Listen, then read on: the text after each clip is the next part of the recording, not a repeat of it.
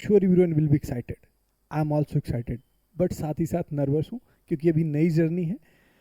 आज हम लोग क्या करें, SBI PO का मॉक एनालिसिस करेंगे क्वांट सेक्शन का। एंड आई एम श्योर ये सबको पता होगा कि बेटा SBI PO के प्रीलिम्स एग्जाम्स में हमारे पास टोटल 30 क्वेश्चन क्वांट के क्वेश्चन 1 मार्क्स का है, और राइट करने पे 1 ही मार्क्स मिलेगा, बट रॉन्ग करते तो आपको 0.25 का क्या होगा, डिडक्शन होगा।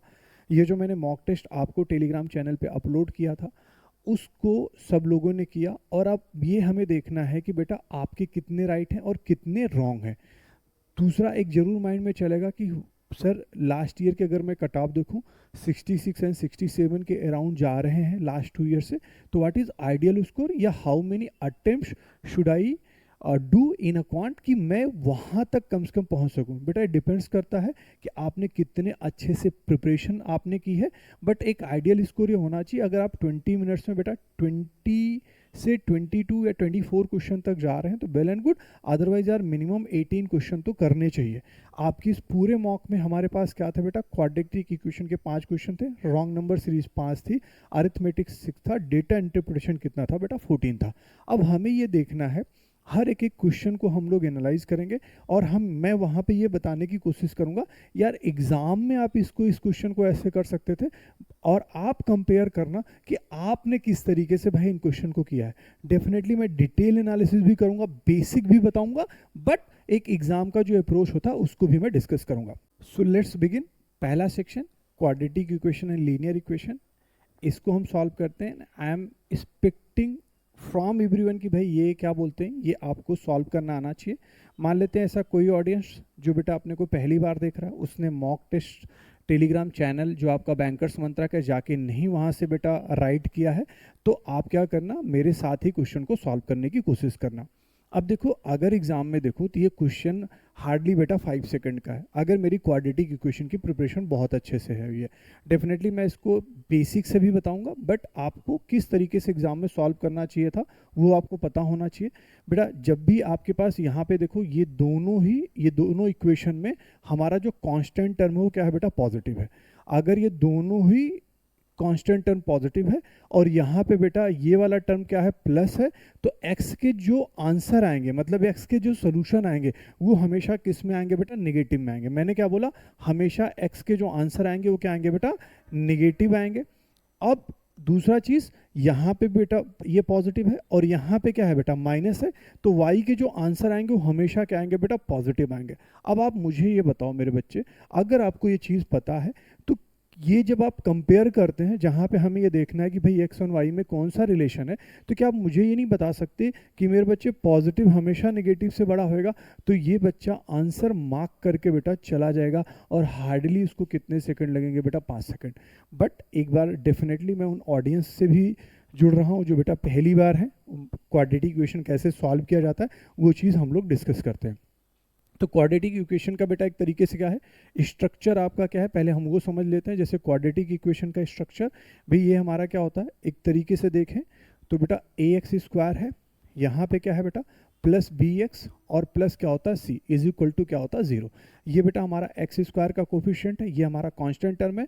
ऑब्जेक्टिव ये होता है कि इन दो नंबर्स को आप क्या करिए, मल्टीप्लाई करिए। मल्टीप्लाई करेंगे तो बेटा क्या होगा, एक रिजल्ट आएगा, और इस रिजल्ट का आपको क्या करना है, जो भी रिजल्ट आ रहा है उसके 2 फैक्टर करने हैं।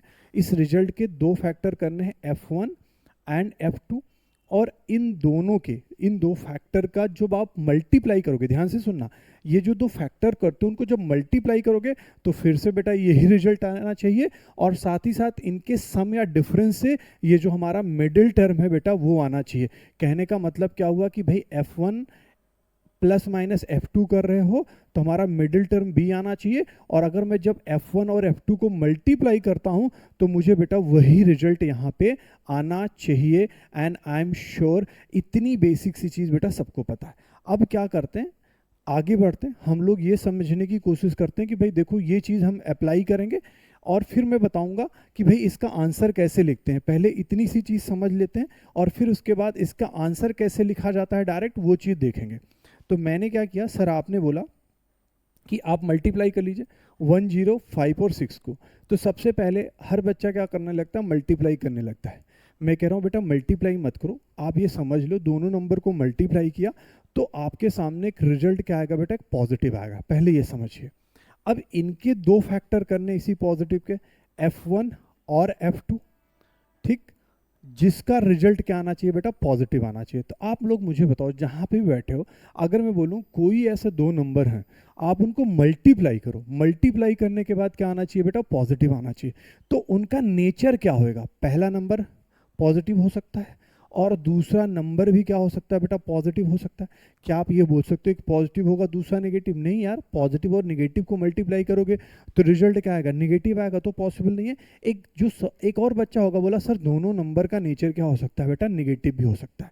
क्या ये बात सबको क्लियर? भाई दोनों नंबर पॉजिटिव हो सकते हैं, दोनों नंबर नेगेटिव हो सकते हैं, लेकिन अब ये कौन डिसाइड करेगा कि दोनों नंबर पॉजिटिव है या दोनों नंबर नेगेटिव है? वो आपका डिसाइड करेगा बेटा आपका मिडिल टर्म।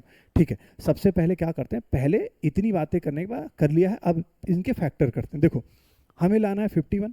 अच्छा ये बताओ, अगर ये दोनों नंबर, दोनों का साइन सेम है तो ये ऐड होंगे, रिजल्ट किस में होगा, पॉजिटिव में।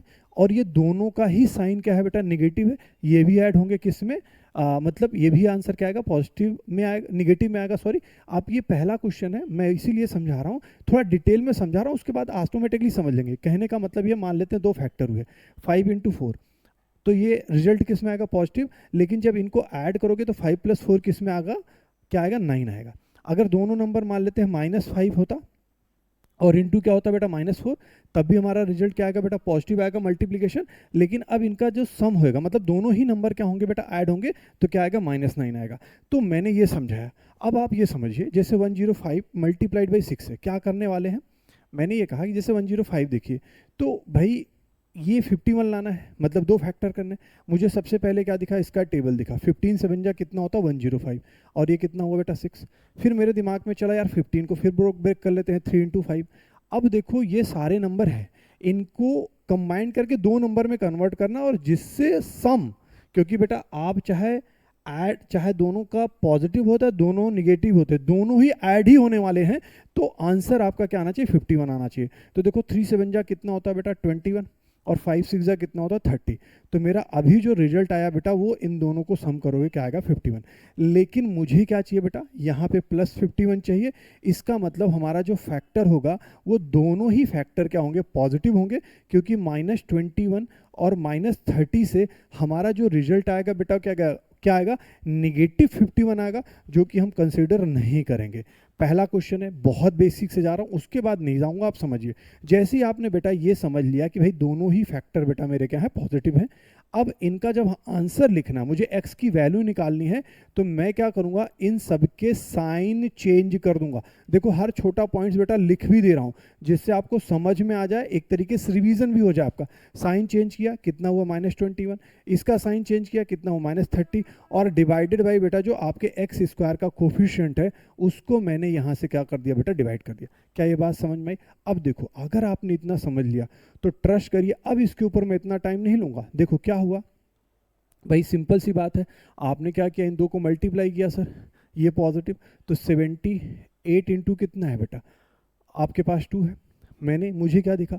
अभी भाई इसको मैं क्या कर सकता हूँ, मान लेते हैं अगर आपको नहीं समझ आ रहा है, आप पहले 2 से डिवाइड कर लीजिए। 2 से डिवाइड किया तो 2 3 जा कितना हुआ, 6 हुआ।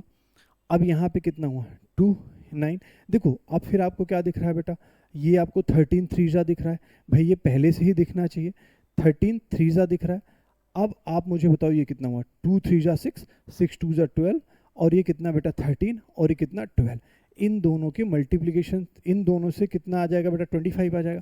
लेकिन हमें तो रिजल्ट किस में चाहिए, नेगेटिव में, इस वजह से मेरा फैक्टर कितना हुआ, -13, और कितना हुआ बेटा, -12। लेकिन आंसर लिखते समय हमने क्या बताया था, इनके साइन को चेंज करेंगे, कितना हुआ बेटा 13, XY² के कोफिशिएंट से डिवाइड किया, कितना बेटा 2, और यहाँ पे इसके साइन को चेंज किया, 12 डिवाइडेड बाई 2। अब मुझे बताओ इन सबको मुझे क्या करना है बेटा, कंपेयर करना है x एंड y को लेके।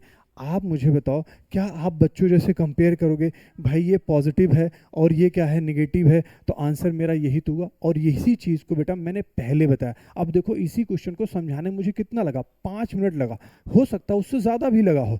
अब हम क्या करेंगे, अब धीरे धीरे बेटा हर एक क्वेश्चन को सॉल्व करते हैं और थोड़ा तेज़ी से करते हैं। देखो अच्छा, ये भी क्वेश्चन बहुत प्यारा सा, ये भी क्वेश्चन में बेटा कुछ करना नहीं है, यहाँ पे बेटा माइनस है और यहाँ पे भी बेटा माइनस है, ध्यान से समझना।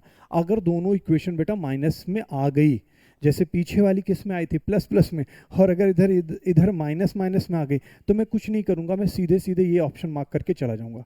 ये आपको समझ में कब आएगा, जब एक बार एक्सप्लेन करूँगा तो क्लियर होगा। क्योंकि बेटा जब भी ये आंसर माइनस में रहेगा तो जो x की वैल्यू आएगी, एक पॉजिटिव आएगी, दूसरी क्या आएगी, निगेटिव आएगी। और यहाँ पे भी बेटा जब y की वैल्यू आएगी तो एक पॉजिटिव आएगी, एक निगेटिव आएगी। ध्यान से समझो, मतलब क्या आएगी, एक पॉजिटिव आएगी और एक क्या आएगी बेटा, निगेटिव आएगी। और यहाँ पे भी एक पॉजिटिव आएगी और यहाँ पे एक निगेटिव आएगी। होगा क्या कि ये वाला जो पॉजिटिव है वो हमेशा इस वाले निगेटिव से क्या रहेगा, बड़ा रहेगा। क्या बात समझ पाए कि नहीं समझ पाए? और इधर ये वाला जो पॉजिटिव है इस निगेटिव से क्या रहेगा, बड़ा रहेगा। तो बच्चा क्या बोलेगा, भाई एक बार बोल रहे एक्स बड़ा हो जाओ, एक बार बोल रहे वाई बड़ा हो जाए, कंट्राडिक्शन हुआ कि नहीं हुआ? तो मेरा आंसर क्या हुआ बेटा, ये जो दोनों ही क्वेश्चन थे बेटा सिर्फ 5-5 सेकंड के थे, आपकी समझ उतनी अच्छे से होनी चाहिए थी। बट कोई नहीं, अब हम लोग क्या करते हैं, 1 बाय 1 डिस्कस करते हैं। अब मैं ज़्यादा टाइम आपको यहाँ पे नहीं लूँगा जैसे मैंने पहले क्वेश्चन में लिया था। अब हमें क्या करना है, इसको सॉल्व करना है। सर इसको मल्टीप्लाई करूँगा, कितना हुआ 30 इंटू 3, बट इसका जो रिजल्ट किस में आएगा बेटा, निगेटिव में आएगा। क्यों? क्योंकि ये माइनस है। ओके, मुझे 2 लाना है। अगर देखो अगर निगेटिव आ रहा है तो दो फैक्टर क्या होंगे, ध्यान से समझना। डेफिनेटली एक क्या होगा बेटा, पॉजिटिव नंबर होगा, दूसरा क्या होगा, निगेटिव होगा। तभी तो मल्टीप्लाई करके हमारा रिजल्ट किस में आएगा, निगेटिव में आएगा। इसका मतलब यहाँ पे क्या होने वाला है बेटा, डिफरेंस। अब यहाँ पे जब देखो इन जगहों पे दोनों ही जगह पे प्लस हो रहा था तो नंबर क्या हो रहे थे, ऐड हो रहे थे। और जब हम यहाँ पे पहुंचे तो नंबर क्या हो रहे हैं बेटा, अब डिफरेंस होगा, मतलब एक दूसरे से सबट्रैक्ट होगा। ओके कोई नहीं, तो अब क्या करते हैं, चलो देखते हैं क्या लाना है बेटा, 2 लाना है। कैसे करेंगे, पहले तो यही समझ में आ गया भाई, 11 3 जा 33। ओके, अरे वेरी नाइस। देखो 11 9 जा आ गया। अब यही तो 99 आएगा, 11 और 9 का डिफरेंस कितना आएगा, 2 आएगा। लेकिन आप मुझे बताओ यहाँ पे क्या लाना है बेटा, पॉजिटिव लाना है।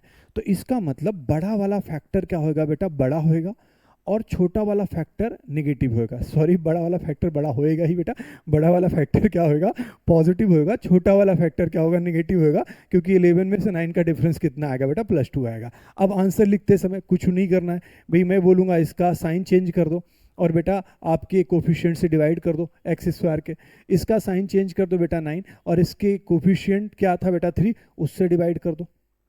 क्या ये बात आप सबको समझ में आ रही? चलो आगे बढ़ते हैं। आगे क्या करें भाई, यही सेम चीज़ है। देखो यहाँ पे भी निगेटिव है, 15 2 जा कितना हो गया बेटा, 30। अब देखो ये 30 मैंने लिख दिया क्योंकि छोटा नंबर है, मल्टीप्लाई है, मैंने इस तरीके से नहीं लिखा। अब मुझे क्या लाना है बेटा, यहाँ पे कुछ नहीं है तो 1 है, इसका मतलब मुझे 6 5 जा क्या होता है, 30 होता।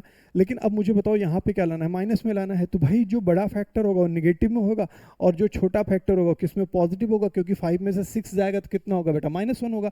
अब जैसे ही आंसर लिखना है, इसका साइन चेंज कर दिया बेटा 6, और इसका जो साइन चेंज कर दिया बेटा कितना हुआ, -5, और डिवाइड किससे करेंगे बेटा, 2 से, और इसको डिवाइड करेंगे किससे, 2 से। और मैंने यही चीज़ पहले समझाई थी। अब देखो थोड़ा ध्यान से सुनो सब लोग मेरी बात, ये जो पॉजिटिव नंबर है कभी भी ले लो, इससे मुझे नहीं पता, इससे बड़ा छोटा मेरे को नहीं फर्क पड़ेगा, लेकिन इससे तो बेटा क्या होगा, बड़ा ही होएगा।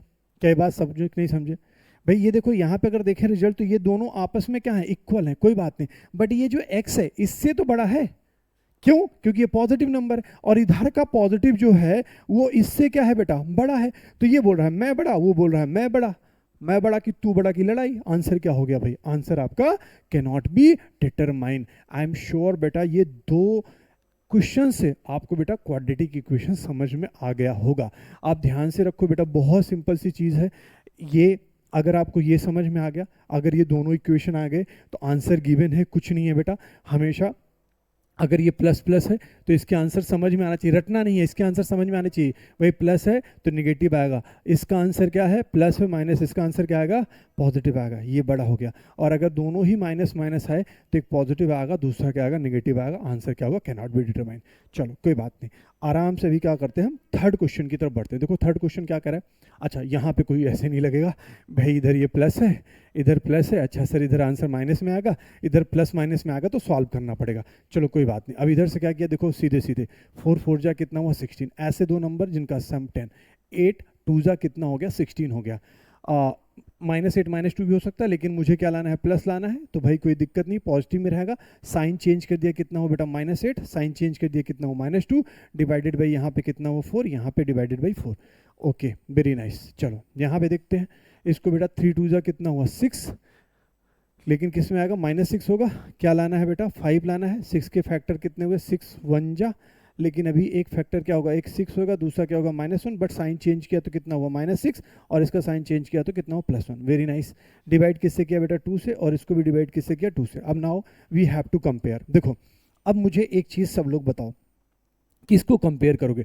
देखो मुझे कंपेयर करना आना चाहिए बेटा, ये वैल्यू हमेशा, ये वैल्यू क्या है बेटा, पॉजिटिव है, तो ये चीज़ आपको समझ में आना चाहिए, ये इससे भी बड़ी होगी और ये इससे भी बड़ी होगी, तो इसको आप कंपेयर मत करना एग्जाम में। सोचो, अप्रोच को समझने की कोशिश करो। भाई पॉजिटिव है तो उसको क्यों कंपेयर करने की चाहिए, ये मुझे तो खुद ही बता रहा है कि मैं किससे बड़ा हूँ, y = x से। अब रही बात बेटा, मुझे इसके ऊपर जाना है, किसके ऊपर जाना है, -6/2 के ऊपर जाना है। इसको कंपेयर किया, अच्छा ये -6/2 ऐसे लिख लो, -6/2 बड़ा अच्छा आंसर है, कितना है यहाँ पे 3 है, ये y की वैल्यू लिख दिया। अच्छा -4/8 कितना हुआ बेटा, -2 हुआ। क्या ये बात सबको समझ में आई? ओके, अब मुझे बताओ कौन बड़ा है बेटा, -2 बड़ा या -3, तो डेफिनेटली क्या हुआ बेटा, ये बड़ा है। क्या बात समझ में भाई, -2 बड़ा होता है। अब मुझे बताओ, अभी यहाँ पे y किससे बड़ा हो रहा था, x से, अब यहाँ पे क्या हो रहा है, x बड़ा है y से, फिर से कंट्राडिक्शन हो गया, तो आंसर यहाँ पे भी क्या हो गया बेटा, relationship can not be establish. अभी तक आप अगर पूरे वीडियो में अभी तक सुन रहे हैं बेटा, नए ऑडियंस, पुराने जो ऑडियंस है, जो मतलब जिनके लिए मॉक एनालिसिस कर रहा हूँ सबके, वैसे तो मैं कर रहा हूँ सबके लिए, लेकिन लोग जो सुन रहे हैं, बताओ ये जो 3 क्वेश्चन थे कितना टाइम लगा, पहले में यार 4-4 सेकंड लगा होगा अगर आपको समझ है, और यहाँ पे भी नंबर बहुत छोटे हैं, ये भी 10 सेकंड के अंदर हो जाना चाहिए था, 10 नहीं मान लेते हैं 15 सेकंड हो जाएगा। इसी तरीके से आप अपने टाइम को बेटा क्या कर सकते हैं, बचा सकते हैं। चलो नेक्स्ट क्वेश्चन की तरफ बढ़ते हैं बेटा। हमारे पास यहाँ पे टर्म क्या है बेटा, पॉजिटिव है, तो आप क्या करेंगे, सबसे पहले 24 × 14 को मल्टीप्लाई करेंगे। रिजल्ट आपका क्या रहा है बेटा, पॉजिटिव आ रहा है, मतलब हमारे दोनों फैक्टर या तो पॉजिटिव होंगे या तो दोनों ही क्या होंगे, नेगेटिव होंगे। डिसाइड कौन करेगा कि पॉजिटिव होंगे या नेगेटिव, या आपका मिडिल टर्म जो कि क्या है बेटा, नेगेटिव। इसका मतलब फैक्टर किस में होने वाले हैं, नेगेटिव में होने वाले हैं। सबसे पहले हम 37 बनाने की कोशिश करते हैं। 8 3 जा 24, 7 2 जा कितना हुआ 14। ओके, अगर मैं ध्यान से देखूँ तो 3 7 जा कितना हुआ 21, 8 2 जा कितना हुआ 16, मतलब 20 और 16 जब ऐड होंगे तो 37 बनेंगे, लेकिन मुझे किस में बनाना बेटा, नेगेटिव में। इसका मतलब जो मेरा फैक्टर होगा वो पहला क्या होगा 21, और दूसरा क्या होगा बेटा -16 होगा। लेकिन आंसर लिखते समय मैं क्या करूँगा, इनके साइन को चेंज करूँगा। 21 अपॉन कितना हुआ 14, अगर आप सिंप्लीफाई करना चाहते हैं तो 7 3 जा 21, 7 2 जा कितना हुआ 14 हो गया। ये हमारा आंसर इसका हो गया। इसके साइन को बेटा चेंज किया तो क्या लिखा 16, 16 अपॉन क्या लिखा बेटा 14। इसको थोड़ा सा सिंप्लीफाई कर दिया तो आप क्या कर सकते हैं, 2 8 जा कितना हुआ बेटा 16 एंड 2 7 जा, तो ये आंसर कितना हो गया 8/7। ठीक है, अब यहाँ पे सेम चीज़ है, क्या करेंगे चेक कर लेते हैं। देखो ये 24 है और ये कितना है बेटा 28, मुझे क्या लाना है 53, और यहाँ पे भी वही टर्म क्या है बेटा नेगेटिव है, तो इनका मल्टीप्लिकेशन तो किस में आ रहा है बेटा, पॉजिटिव में आ रहा है। मतलब दोनों फैक्टर के जो होने के चांसेस हैं या तो पॉजिटिव या तो नेगेटिव।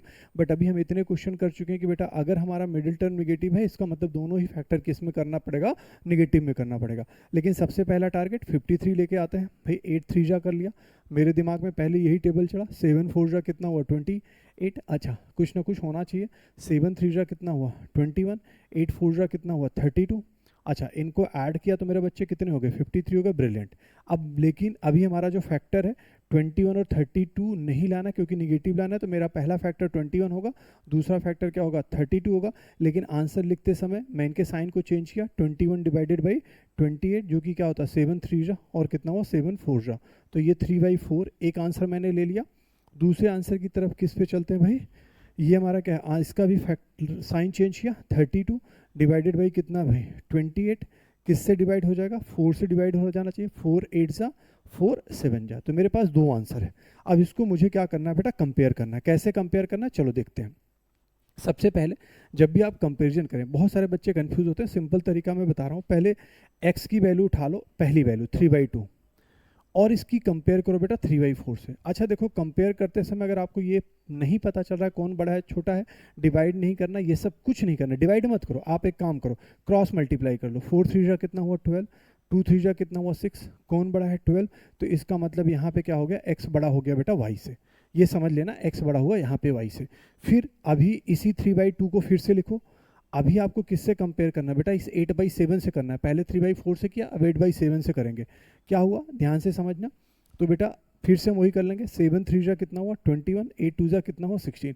तो भाई ये क्या हो गया, बड़ा हो गया। इसका मतलब ये इन दोनों से जब आप कंपेयर कर रहे हो तो यहाँ पे मुझे क्या दिख रहा है, x 100% है, y से बड़ा है। नाउ द सेकंड टारगेट क्या है, सेकंड टारगेट ये है कि मुझे अभी किसको कंपेयर करना भाई, इस 8/7 को। कहाँ पे करें, अच्छा मैंने बहुत कंजेस्टेड लिख दिया, यहाँ पे लिख दे रहा हूँ। देखो 8/7 किससे कंपेयर करोगे, पहले करोगे 3/4 से।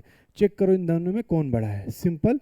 ये कितना हुआ बेटा 32 और ये कितना हुआ 21, ये बड़ा हो गया, क्लियर। अच्छा दूसरी वैल्यू तो कुछ करना है ही नहीं, 8/7 और 8/7 ये क्या हुआ इक्वल। तो आप ये हर जगह देख रहे हैं कि हर जगह बेटा x क्या है, y से बड़ा हो रहा है। और एक सिचुएशन ऐसी आ रही है जब x इज इक्वल टू क्या हो जा रहा है, y हो जा रहा है, तो x y से बड़ा होना चाहिए और x is equal to equal होना चाहिए। तो यहाँ पे ऑप्शन नंबर मेरा क्या हो गया भाई, बी हो गया। आई एम श्योर इसका भी आपको बेटा सोल्यूशन समझा होगा। चलो एक काम करते हैं, नेक्स्ट क्वेश्चन करते हैं, 5वां क्वेश्चन। ये सिंपल क्या दिख रहा है बेटा, लीनियर इक्वेशन है। जिनका टेबल अच्छा है, जिनका स्क्वायर अच्छा है, उनके लिए हार्डली बेटा 10 सेकंड से ऊपर क्वेश्चन नहीं है। अब एग्जाम में अगर आप इस तरीके से लिख रहे हो जैसे मैं लिख रहा हूँ, ध्यान से समझो। जैसे मैं लिख रहा हूँ 256x, सर उधर जाएगा इक्वल टू हो जाएगा कितना हुआ 64। सर दोनों के ऊपर स्क्वायर लगा है, स्क्वायर कर दीजिए। तो सर स्क्वायर रूट कैंसिल हो जाएगा, 256x is equal to 64। Sir ये 64 फोरजा होता है, मतलब x की वैल्यू जो हो गई सर 1/4 हो गई। क्या ये बात सबको समझ में आई जो मैंने किया। बेटा जब आप ये लिख रहे हो, इक्वल लिख रहे हो, आप टाइम नहीं खराब कर रहे हो। क्या आपको ये नहीं समझ में आ रहा है उधर जाएगा तो पॉजिटिव है, आपको क्या नहीं समझ में आ रहा है जब इक्वल हो गया तो दोनों साइड का स्क्वायर है, खत्म कर दो। क्या आपको 64 फोरजा नहीं दिख रहा है, मतलब 4x इज इक्वल टू आपको वैल्यू 1 नहीं दिख रही, x इज इक्वल टू 1/4। इतना लिख के एग्जामिनर को क्या दिखाने की ज़रूरत है, एग्जामिनर वैसे भी आपको नहीं देखने वाला कि आप कौन हो, ठीक है। अब ये क्या कह रहा है बेटा, ये अब उधर लेके जाएंगे 27, मतलब 7 2, ये 27 का स्क्वायर है, सीधे सीधे दिख रहा है मेरे को। लेकिन हमारा बच्चा लिखेगा, क्या लिखेगा, इतना प्यार से यहाँ जाएगा, फिर लिखेगा देखो सर हमारे सर ने इतने अच्छे से पढ़ा है। आपके सर को भी एग्जामिनर नहीं जानता कि आपके सर कौन है और आप कौन हो, वो सिर्फ आपके आंसर को चेक करेगा। आंसर क्या कह रहा है, आंसर ये कह रहा है 27 का स्क्वायर है 1/2 है, और इसकी वैल्यू सर कितनी होती है 0.5 होती है, और 1/4 की वैल्यू कितनी होती है 0.25 होती है। कौन बड़ा है, y बड़ा है। मुझे तो सर किससे चाहिए, मुझे तो सिर्फ और सिर्फ किससे चाहिए, मुझे एक्सपेक्टेशन है आपके आंसर की। तो ये हमारा क्या था बेटा, क्वाड्रेटिक इक्वेशन, जिसको हम लोगों ने क्या किया, डिस्कस किया। हम लोग अरिथमेटिक सेक्शन के क्वेश्चंस को 1 बाय 1 क्या करते हैं, डिस्कस करते हैं। अब टोटल आपके पास मॉक में कितने क्वेश्चन पूछे गए थे बेटा, 6 क्वेश्चन पूछे गए थे। अब इस सेक्शन को रिमेनिंग जो क्वेश्चंस बनते हैं जैसे क्वाड्रेटिक इक्वेशन और रॉन्ग नंबर सीरीज, जब आप यहाँ पे इनके क्वेश्चन को पढ़ोगे तो बेटा उनके कंपेयर में आपको यहाँ पे ज़्यादा टाइम लगेगा। जैसे on an average quadratic equation के क्वेश्चन मान लेते हैं आप 25 से 30 सेकंड में कर सकते हैं, रॉन्ग नंबर सीरीज के भी क्वेश्चन।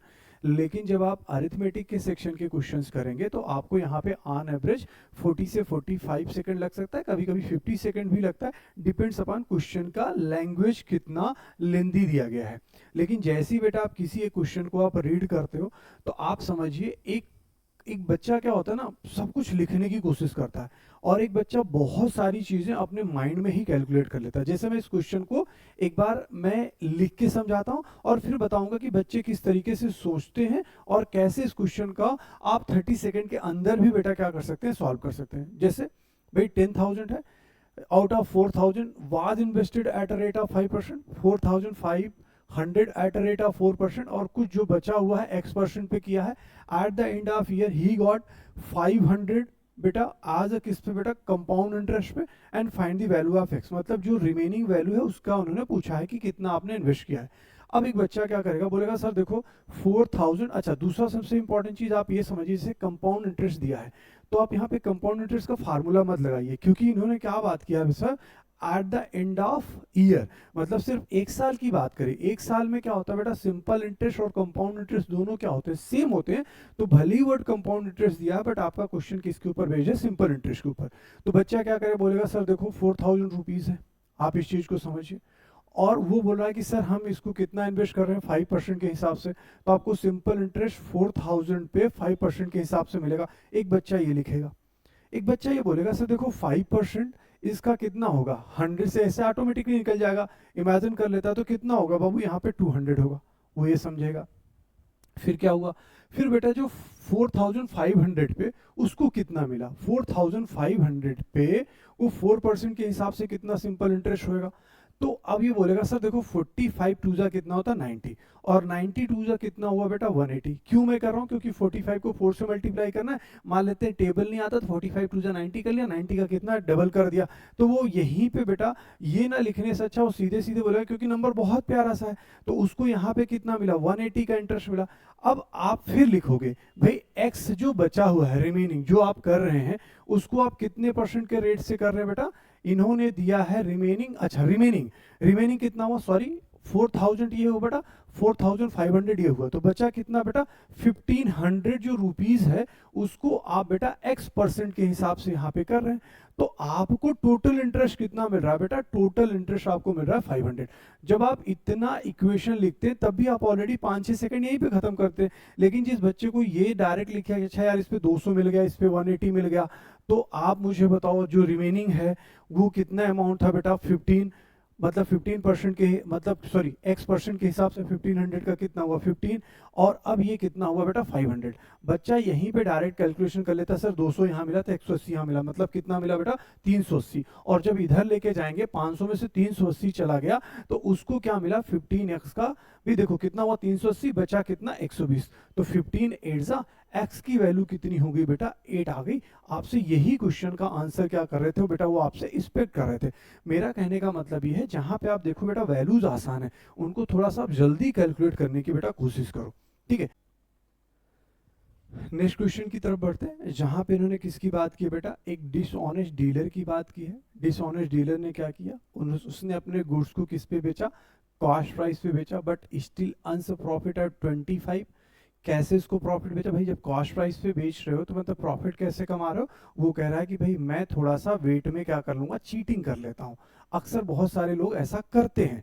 तो इन्होंने क्या बोला, what false weight does he use in the place of 1 of the kilogram, मतलब 1 kg के प्लेस पे उसने कितना वेट क्या किया था बेटा, यूज किया था।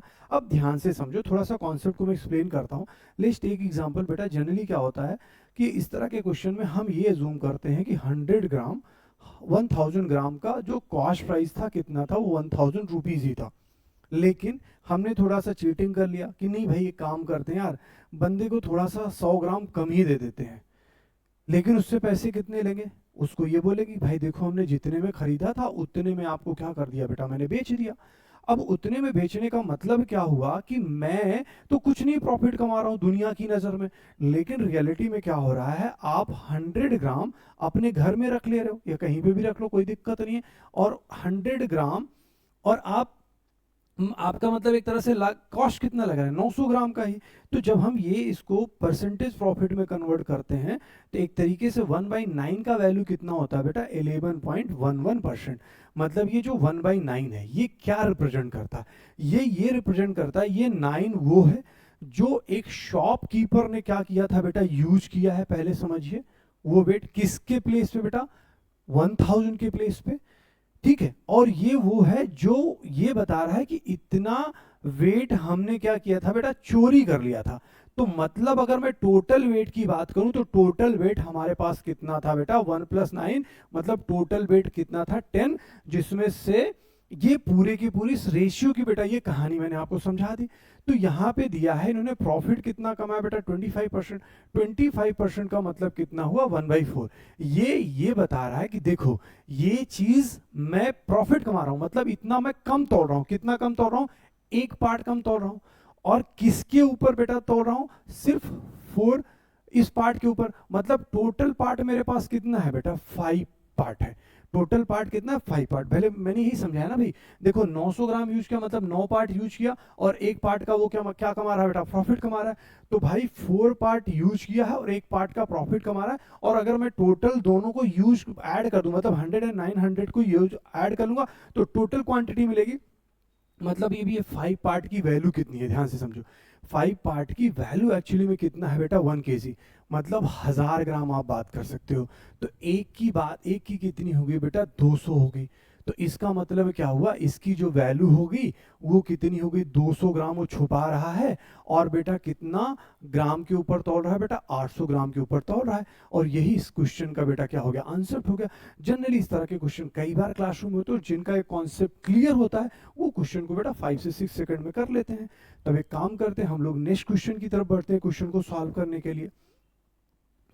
ठीक, ये क्वेश्चन किसके ऊपर बेस्ड है, बहुत प्यारा सा क्वेश्चन है, टाइम स्पीड डिस्टेंस के ऊपर बेस्ड है। यहाँ पे क्या किया, मोनू एक बंदा है, राइड्स रेट ऑफ बेटा 10 kilometre per hour but stops for 30 minutes to take a rest. भाई आराम कर लेता है, थोड़ा थक जाता है at the end of every 15 kilometre per our.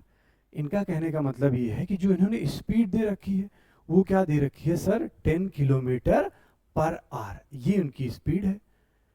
भाई जब वो 15 किलोमीटर चलते हैं तो बेचारे थक जाते हैं और कहते हैं मैं अब आराम करूंगा। कितने मिनट आराम करेंगे, 30 मिनट्स आराम करेंगे। तो आपके दिमाग में ये सोचना चाहिए सबसे पहले। अच्छा एक बार फिर पूरा क्वेश्चन पूछ लिया, कह रहे how many hours will she take. अच्छा उधर मोनू है, इधर शी लिख दिया है, ठीक है, शी का ही कर लेंगे, कोई दिक्कत नहीं है। मोनू को भाई हम मोनू का जेंडर चेंज कर देंगे, मोनू लड़की भी हो सकता है, लड़के भी हो सकते हैं, बड़े प्यार से आज सब लोग एक दूसरे को बोलते रहते हैं, कोई दिक्कत नहीं, ही शी सब बराबर है। तो she takes for a journey of 90 kilometre, मतलब टोटल 90 किलोमीटर ट्रेवल करने में उसको कितना टाइम लगेगा, ये बात करें। तो हमारे दिमाग में क्या चलना चाहिए यार, सबसे पहले देखो 15 किलोमीटर भाई, 15 किलोमीटर में भाई साहब क्या कर रहे हैं, रेस्ट कर रहे हैं।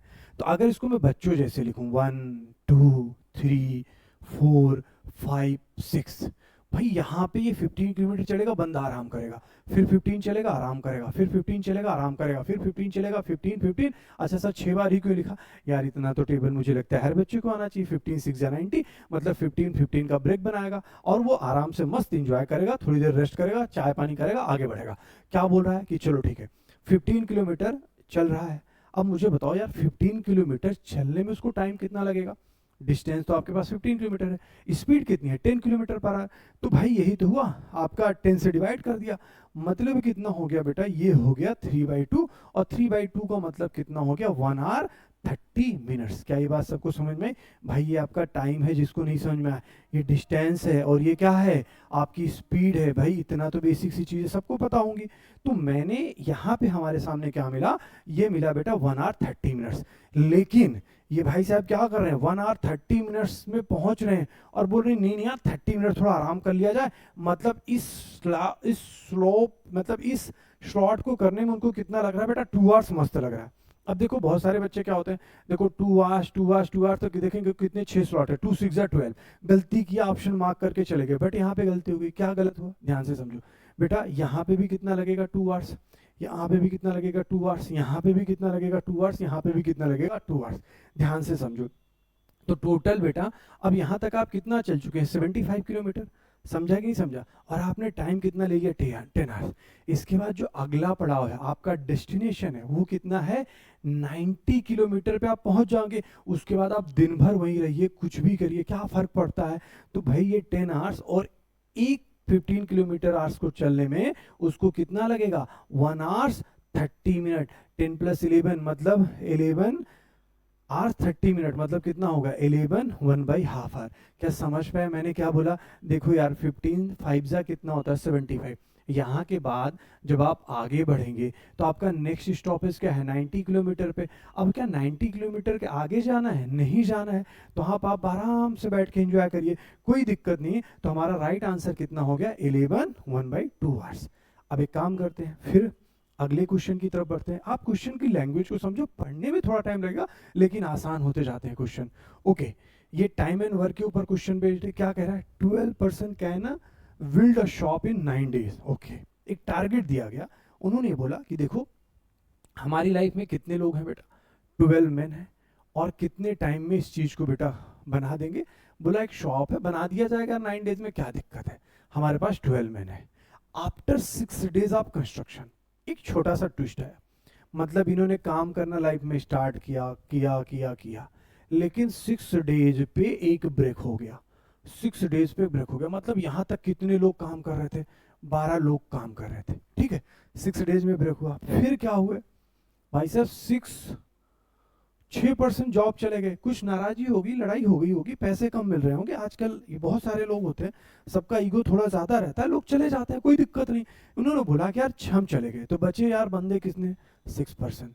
लेकिन कॉन्ट्रैक्टर बहुत चालाक आदमी, उसने क्या बोला, उसने ये बोला भाई देखो 6 more person को ज्वाइन करा दिया, 6 लोगों को और ज्वाइन करा दिया, लेकिन एक दिक्कत हुई, भाई वो चले गए।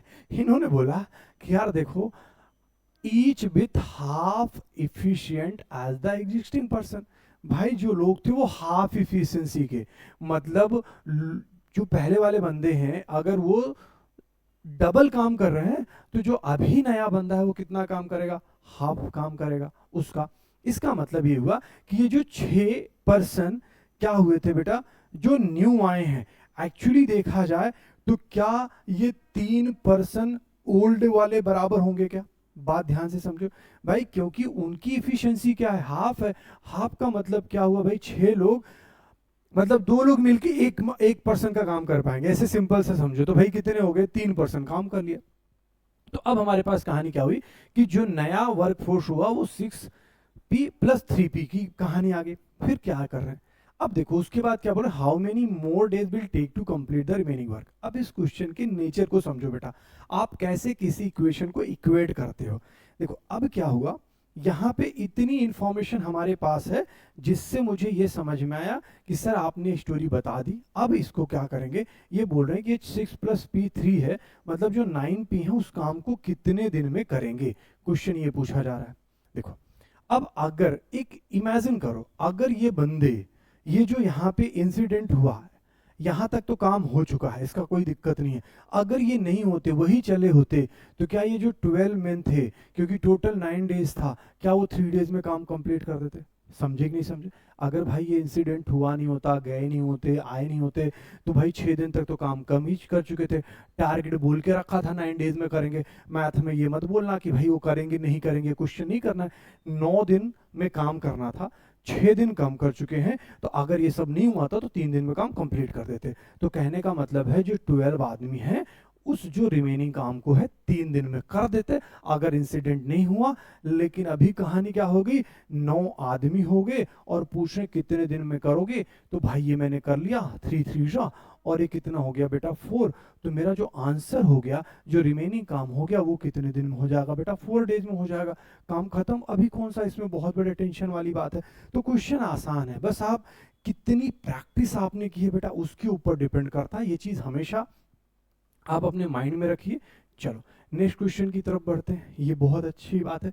यहाँ पे भी देखो, यहाँ पे भी क्वेश्चन के चीज़ों को आप क्या कर सकते हैं बेटा, कम कर सकते हैं, बट आपको थोड़ी थोड़ी चीज़ें अच्छे से समझ में आनी चाहिए। क्या बोला गया है, जैसे P started a business with 8,000, तो एक बंदा मस्त करेगा, देखो क्या करेगा, 8,000 लिखेगा। ध्यान से समझने की कोशिश करो।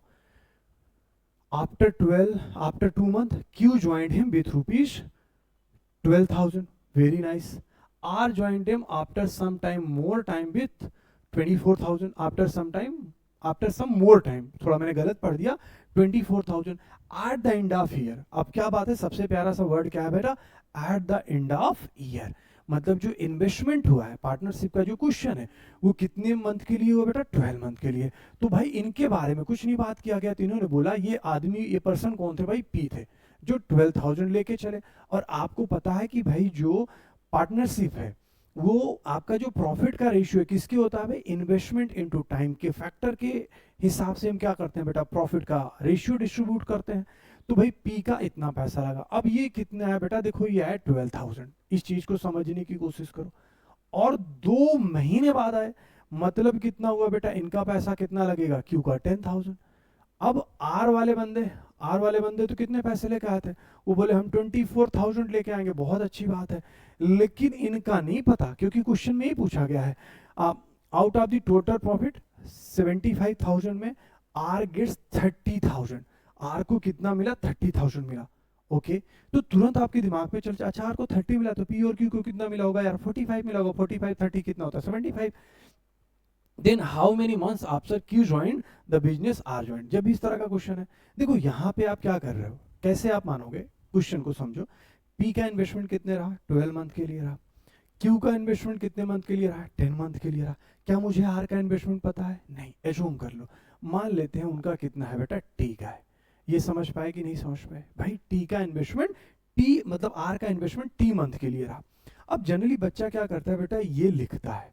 आप ये समझिए, अगर आप ध्यान से देखो तो बेटा यहाँ पे ये जो वैल्यूज है, ये 1000, यहाँ पे भी 1000, यहाँ पे भी 1000, हर जगह बेटा ये 1000 है।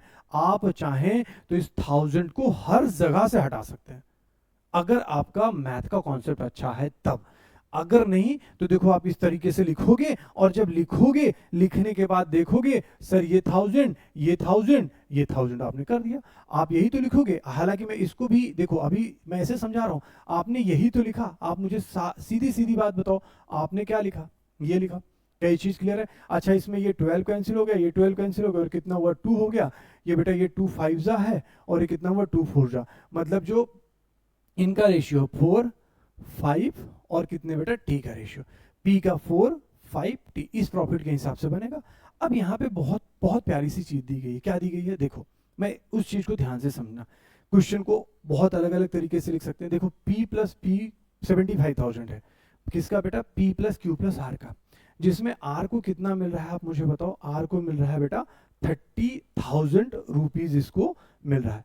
अच्छा, P plus Q plus R को कितना मिल रहा है बेटा? आर को मिल रहा है 75,000। तो क्या मैं जब इसको सब्ट्रैक्ट कर लूंगा तो क्या मुझे पी प्लस क्यू का मिल जाएगा कितना बेटा? 45,000। आप इस बात को सब लोग समझिए। क्या ये चीज क्लियर हो गई? अब ये आपका कौन है? ये आपका पी है, ये आपका क्यू है, ये आपका क्या है? आर है। मैं ये बोल रहा हूं, ध्यान से समझना, अगर मैं पी प्लस क्यू इस आर के प्रॉफिट के रेशियो की बात करूं तो मुझे बताओ, आर पी प्लस क्यू को कितना मिला? 45,000 मिला है, और आर को कितना मिला है? 30,000। अब बताओ, यहां से भी ये 30,000 कैंसिल होगा कि नहीं होगा? अरे मेरे भाई, पहले मैंने यही तो बोला था, ये हटा दो, बचा कितना? 75 और 30। 75 और 30 को जब आप सब्ट्रैक्ट करोगे तो कितना आएगा? 45 आएगा। थोड़ा यही छोटी छोटी चीजें होती हैं जो एक बच्चे की स्पीड थोड़ी सी अच्छी होती है, और दूसरा बच्चा थोड़ा सा क्या होता है, कच्चा रहता है, रह जाता है यार। ये सब छोटी छोटी चीजें मायने रखती है कि आप क्लास में कितना अटेंटिव होके बेटा पढ़ रहे हो। तो मेरे लिए कितना हो गया? ये 15 3 हुआ, और ये 15 2 हुआ। ओके, p प्लस क्यू की वैल्यू कितनी थी बेटा? 9 है, और ये कितना है? t है। ये कितना हो गया? 3/2। बहुत अच्छी बात है। तो यार ये t की वैल्यू क्रॉस मल्टीप्लाई कर दोगे 6। इसका मतलब ये हुआ कि जो t का, ये आंसर 6 मार्क करके मत आ जाना, लिखा है भाई ये गलत है, 6 में ही मार्क करना है, नहीं पता लगा हमारा बच्चा 6 मार्क करे। ये जो t आपने माना था, वो ये माना था कि जो आर जो बंदा है वो 6 मंथ अपना इन्वेस्टमेंट रखेगा। देखो, क्यू ने कितना रखा है बेटा? 10 मंथ के लिए। आर ने कितना रखा है? 6 मंथ के लिए। क्वेश्चन पूछा है, ये जो बंदा, how many month after Q joined the business did are join, मतलब क्यू के ज्वाइन करने के बाद आर ने कितने मंथ तक का ये किया। तो भाई यहाँ पे आप बोलोगे, देखो इसका 10 मंथ, इसका ये, तो भाई इन दोनों के बीच में गैप है कितना? 4 महीने बाद बंदे ने क्या किया बेटा? ज्वाइन कर लिया। क्या ये क्वेश्चन आपको समझ में? How many month after Q join the business did are join?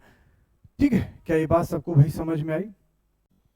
Next question की तरफ बढ़ते हैं बेटा। नेक्स्ट क्वेश्चन किसके ऊपर बेस्ड है बेटा? प्रोबेबिलिटी के ऊपर बेस्ड है, जहां पे ये बोल रहा है कि बेटा हमारे पास एक बैग है जिसमें आपके पास कितने बेटा? 6 वाइट है एंड 4 ब्लैक बॉल्स हैं। एक मैन है जिसमें से क्या कर रहा है बेटा? 2 बॉल्स एट रैंडम, मतलब लेता है। The probability of that they are with the same colours, मतलब क्या होना चाहिए बेटा? सेम कलर के होने चाहिए। इसका मतलब आपके पास टोटल बॉल कितने बेटा? 6 एंड 4। व्हाइट कितने? 6, ब्लैक कितने? 4। तो टोटल बॉल कितने हो गए बेटा? 10 हो गए। अब इस 10 बॉल में से मुझे कितने बॉल सेलेक्ट करने हैं बेटा? 2 बॉल सेलेक्ट करने हैं।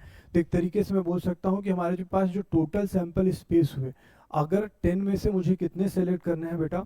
2 बॉल सेलेक्ट करने हैं। तो मतलब उनके सेलेक्ट करने का तरीका कितना हो गया? 10c2। आप ये समझिए। लेकिन आपको कंडीशन क्या दी गई थी? जो दोनों बॉल एक मतलब 2 कलर के हैं, एक व्हाइट है और क्या है? दूसरा ब्लैक है। तो जब हम व्हाइट बॉल की तरफ चलेंगे तो यहाँ पे मुझे दोनों ही सेम कलर के निकालने हैं। तो मैं व्हाइट के टोटल बॉल कितने हैं बेटा? 6 है। तो मतलब 6 में से अगर मैं ऐसा करूं कि भाई दोनों ही व्हाइट हो, तो उसको सेलेक्ट करने का तरीका कितना हो गया? 6c2 हो गया। इसी तरीके से हमारे पास जो ब्लैक है, ब्लैक के पास कितने मेरे बच्चे? आपके पास 4 बॉल है, अब 4 बॉल में से फिर आप 2 सेलेक्ट करेंगे, तो हमारा जो तरीका हो गया वो कितना हो गया, 4C2 हो गया। इसका मतलब हमारी जो प्रोबेबिलिटी होगी वो प्रोबेबिलिटी क्या है, आइदर वाइट और ब्लैक। तो प्रोबेबिलिटी जहां पे आइदर वाइट और ब्लैक हो गया वो कितना हो गया भाई, दोनों ऐड हो जाएंगे और हमारे पास जो टोटल जो सैंपल स्पेस है वो कितना हो गया बेटा, 10C2 हो गया। अच्छा, इस तरह के क्वेश्चन करने का बड़ा सिंपल सा तरीका होता है। जैसे यहाँ पे 6 ये लिखा है 6C2, तो ये आप एक बार 6 लिखिए, एक बार 5 लिखिए, ये 2 बार है तो मतलब 6 से एक कम मतलब 2 बार, 6 और 5 डिवाइडेड बाई 2 × 1। अब देखो ये कितना है, 4 है, यहाँ पे भी 4C2 है तो 4 लिखिए, एक बार और लिखिए क्योंकि टोटल यहाँ पे कितना लिखा है, 2 लिखा है, तो 4 3 का शॉर्टकट तरीका क्या होता है, फिर कितना हुआ 2 × 1। अब यहाँ पे जैसे 10 है, कितनी बार लिखा है, 2 बार लिखा है, तो 10 लिखिए, 9 लिखिए, डिवाइड किससे करिए भाई, 2 × 1 से। अगर आप ध्यान से देखें तो इधर इधर ये दोनों ही बेस पे बेटा कॉमन है, तो इस चीज को हम क्या कर सकते हैं, कैंसिल कर सकते हैं। ऊपर जो हमारा आंसर है 6 5 जा कितना हुआ 30, और ये कितना हो गया बेटा 12, नीचे कितना हो गया बेटा 90 हो गया। So what we can write बेटा, ये कितना हुआ 42 डिवाइडेड बाई 90। ओके, इसको हम सिंप्लीफाई किससे कर सकते हैं, जैसे यार 6 7 जा दिख रहा है, 6 7 जा दिख रहा है कितना होता है 42, और 6 15 जा कितना होता है बेटा 19। तो हमारा जो आंसर हो गया वो कितना हो गया 7/15। इस क्वेश्चन का बेटा मेरा क्या था, आपके मॉक में बेटा रॉन्ग नंबर सीरीज के ऊपर कितने क्वेश्चन बने थे, 5 क्वेश्चन बने थे। Based on my experience generally क्या होता है बेटा कि जो रॉन्ग नंबर की सीरीज होती है, जो 5 क्वेश्चन होते हैं जनरली उसमें 3 क्वेश्चन तो बेटा बहुत जल्दी आप कर लेंगे, लेकिन 2 क्वेश्चन ऐसे होते हैं जहाँ पे आपको ज़्यादा बेटा क्या लगता है, ज़्यादा टाइम लगता है। तो आपको वो उसके लिए आपको रॉन्ग नंबर सीरीज का कॉन्सेप्ट बहुत अच्छे से क्लियर होना चाहिए। Wrong number series is nothing but application of बेटा जो नॉर्मल नंबर सीरीज होती है, बट वहाँ पे एक टर्म क्या दे दिया जाता है, रॉन्ग दे दिया जाता है, उसी को हमें क्या करना होता है बेटा, सर्च करना पड़ता है। तो सबसे पहले हमें ये समझ में आना चाहिए, जैसे ही हमें कोई सीरीज दिखे तो क्या हमें ये समझ में आना चाहिए कि किसके ऊपर बेटा ये सीरीज बनी है। जनरली 2 ही टाइप की सीरीज बनती है और एक तीसरा क्या होता है, मिसलेनियस टाइप का सीरीज होता है। पहली सीरीज क्या होती है जो डिफरेंस के ऊपर बेटा बनती है, और दूसरी सीरीज क्या होती है बेटा जो मल्टीप्लीकेशन और डिवीजन के ऊपर बनती है। तो जो डिफरेंस के ऊपर सीरीज बनेगी तो उनके बीच में ये जो बेटा गैप होता है ना वो कम होता है, मतलब वो सीरीज बहुत धीरे धीरे बढ़ती है या बहुत धीरे धीरे क्या होती है बेटा घटती है। जो सीरीज बेटा मल्टीप्लिकेशन और डिवीजन के ऊपर बनती है वो जो सीरीज होती है बहुत तेजी से क्या होती है बेटा आगे बढ़ती है। जैसे ये सीरीज आपका किसके ऊपर है बेटा, मल्टीप्लिकेशन के ऊपर बेस्ड है। कैसे समझोगे, देखो यहाँ से थोड़ा बड़ा, फिर यहाँ से कुछ तो ज्यादा हुआ, फिर यहाँ से देखो ये 5 टाइम्स के करीब दिख रहा है। तो जैसे ये सीरीज दिखा तो पहले मुझे ये सोचना चाहिए, देखो 2 से 6 बनने में क्या हुआ होगा। तो एक बच्चा बोलेगा सर देखो ये कितना हो गया, 2 3 जा 6 हो गया। दूसरा बच्चा बोलेगा नहीं सर ऐसे क्यों सोच रहे हो, ऐसे भी तो हो सकता है ना, 2 2 जा 4 प्लस 2 हो गया। अच्छा ठीक है, अच्छा ऐसे क्यों बोल रहा हूँ, क्योंकि देखो जैसे सर 21 बनना है, तो 21 बनने के लिए मैं क्या बोल सकता हूँ, 6 3 जा कितना हुआ 18, 18 प्लस 3 कितना हो गया 21। अब जैसे मैं 21 से 81 की बात करूं तो क्या बन सकता है, देखो लगभग ये 4 टाइम्स दिख रहा है, तो क्या ये सबको दिख रहा है 21 4 जा प्लस 4, भाई 84 प्लस 4 कितना हो गया 88 हो गया। ओके जब मैं थोड़ा यहाँ से आगे बढ़ूंगा तो डेफिनेटली यही अगर पैटर्न फॉलो करेगा तो हमारा क्या होना चाहिए 88 5 जा, और मैं क्या करूंगा बेटा यहाँ पे प्लस 5 होना चाहिए। तो ये कितना हो गया 5 8 जा 40 मतलब 400, और ये कितना हुआ आपका 5 8 जा कितना हुआ 40, तो ये कितना हुआ 440 इधर हुआ, प्लस 5 ऐड करना था तो कितना हो गया बेटा 445, जो कि हमारे इस पैटर्न को बेटा फॉलो नहीं कर रहा है। तो यही हमारी क्या होगी बेटा रॉन्ग नंबर की सीरीज होगी। तो हमारा आंसर कितना हो गया यहाँ पे 505। अभी मैं बहुत छोटा सा बड़ा सिंपल सा क्वेश्चन था ये, जैसे हम आगे क्वेश्चन की तरफ बढ़ेंगे धीरे धीरे कॉम्प्लिकेशन बेटा बढ़ता है। मॉक इसी तरीके से डिजाइन किए जाते हैं कि 1 2 क्वेश्चन काफी टफ बना दो जहां पे बच्चे का टाइम किल हो जाए, और 2 3 क्वेश्चन क्या करो इजी बना दो। तो एक बच्चा क्या सोचता है पहले जो इजी वाले हैं अच्छे अच्छे से कर लेते हैं, जल्दी भागने की कोशिश करते हैं, फिर जो डिफिकल्ट लगता है उसके ऊपर वो टाइम बेटा क्या करता है इन्वेस्ट करता है। अब यहाँ पे देखो आपको क्या दिख रहा है, डेफिनेटली सीरीज बहुत तेजी से नहीं बढ़ रही है, इसका मतलब किसके ऊपर होगा, डिफरेंस के ऊपर होगा। तो सबसे पहले वो देखेगा अच्छा 20 से 25 में गैप कितने का है बेटा 3 का, यहाँ पे गैप कितने का है 4 का, ओके बहुत अच्छी बात है। यहाँ पे अभी उसको गैप कितने का दिख रहा है बेटा 10 का गैप दिख रहा है, थोड़ा थोड़ा उसको समझ में आना शुरू होगा। अच्छा यहाँ पे गैप कितने का दिख रहा है, यहाँ पे उसको गैप कितने का दिख रहा होगा बेटा, 17 का गैप दिख रहा होगा। यहाँ से मैं यहाँ तक के बारे में गैप देखूं तो कितना हुआ होगा, देखो ये 60 के आगे अगर यहाँ पे बीच में देखें 60 के आगे कितना दिख रहा है बेटा, 22 दिख रहा है, और ये कितना दिख रहा है बेटा, 4 दिख रहा है। तो गैप आपको कितना दिख रहा है, 26 का दिख रहा है।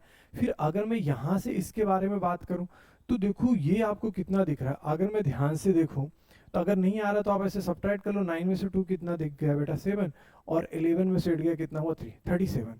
जब आप इस सीरीज को देखोगे तो थोड़ा सा ना बेटा आपको कुछ चीजें यहाँ पे समझ में आएगी, जो कि बहुत प्यारी सी चीज है। ध्यान से सब लोग देखने की कोशिश करो।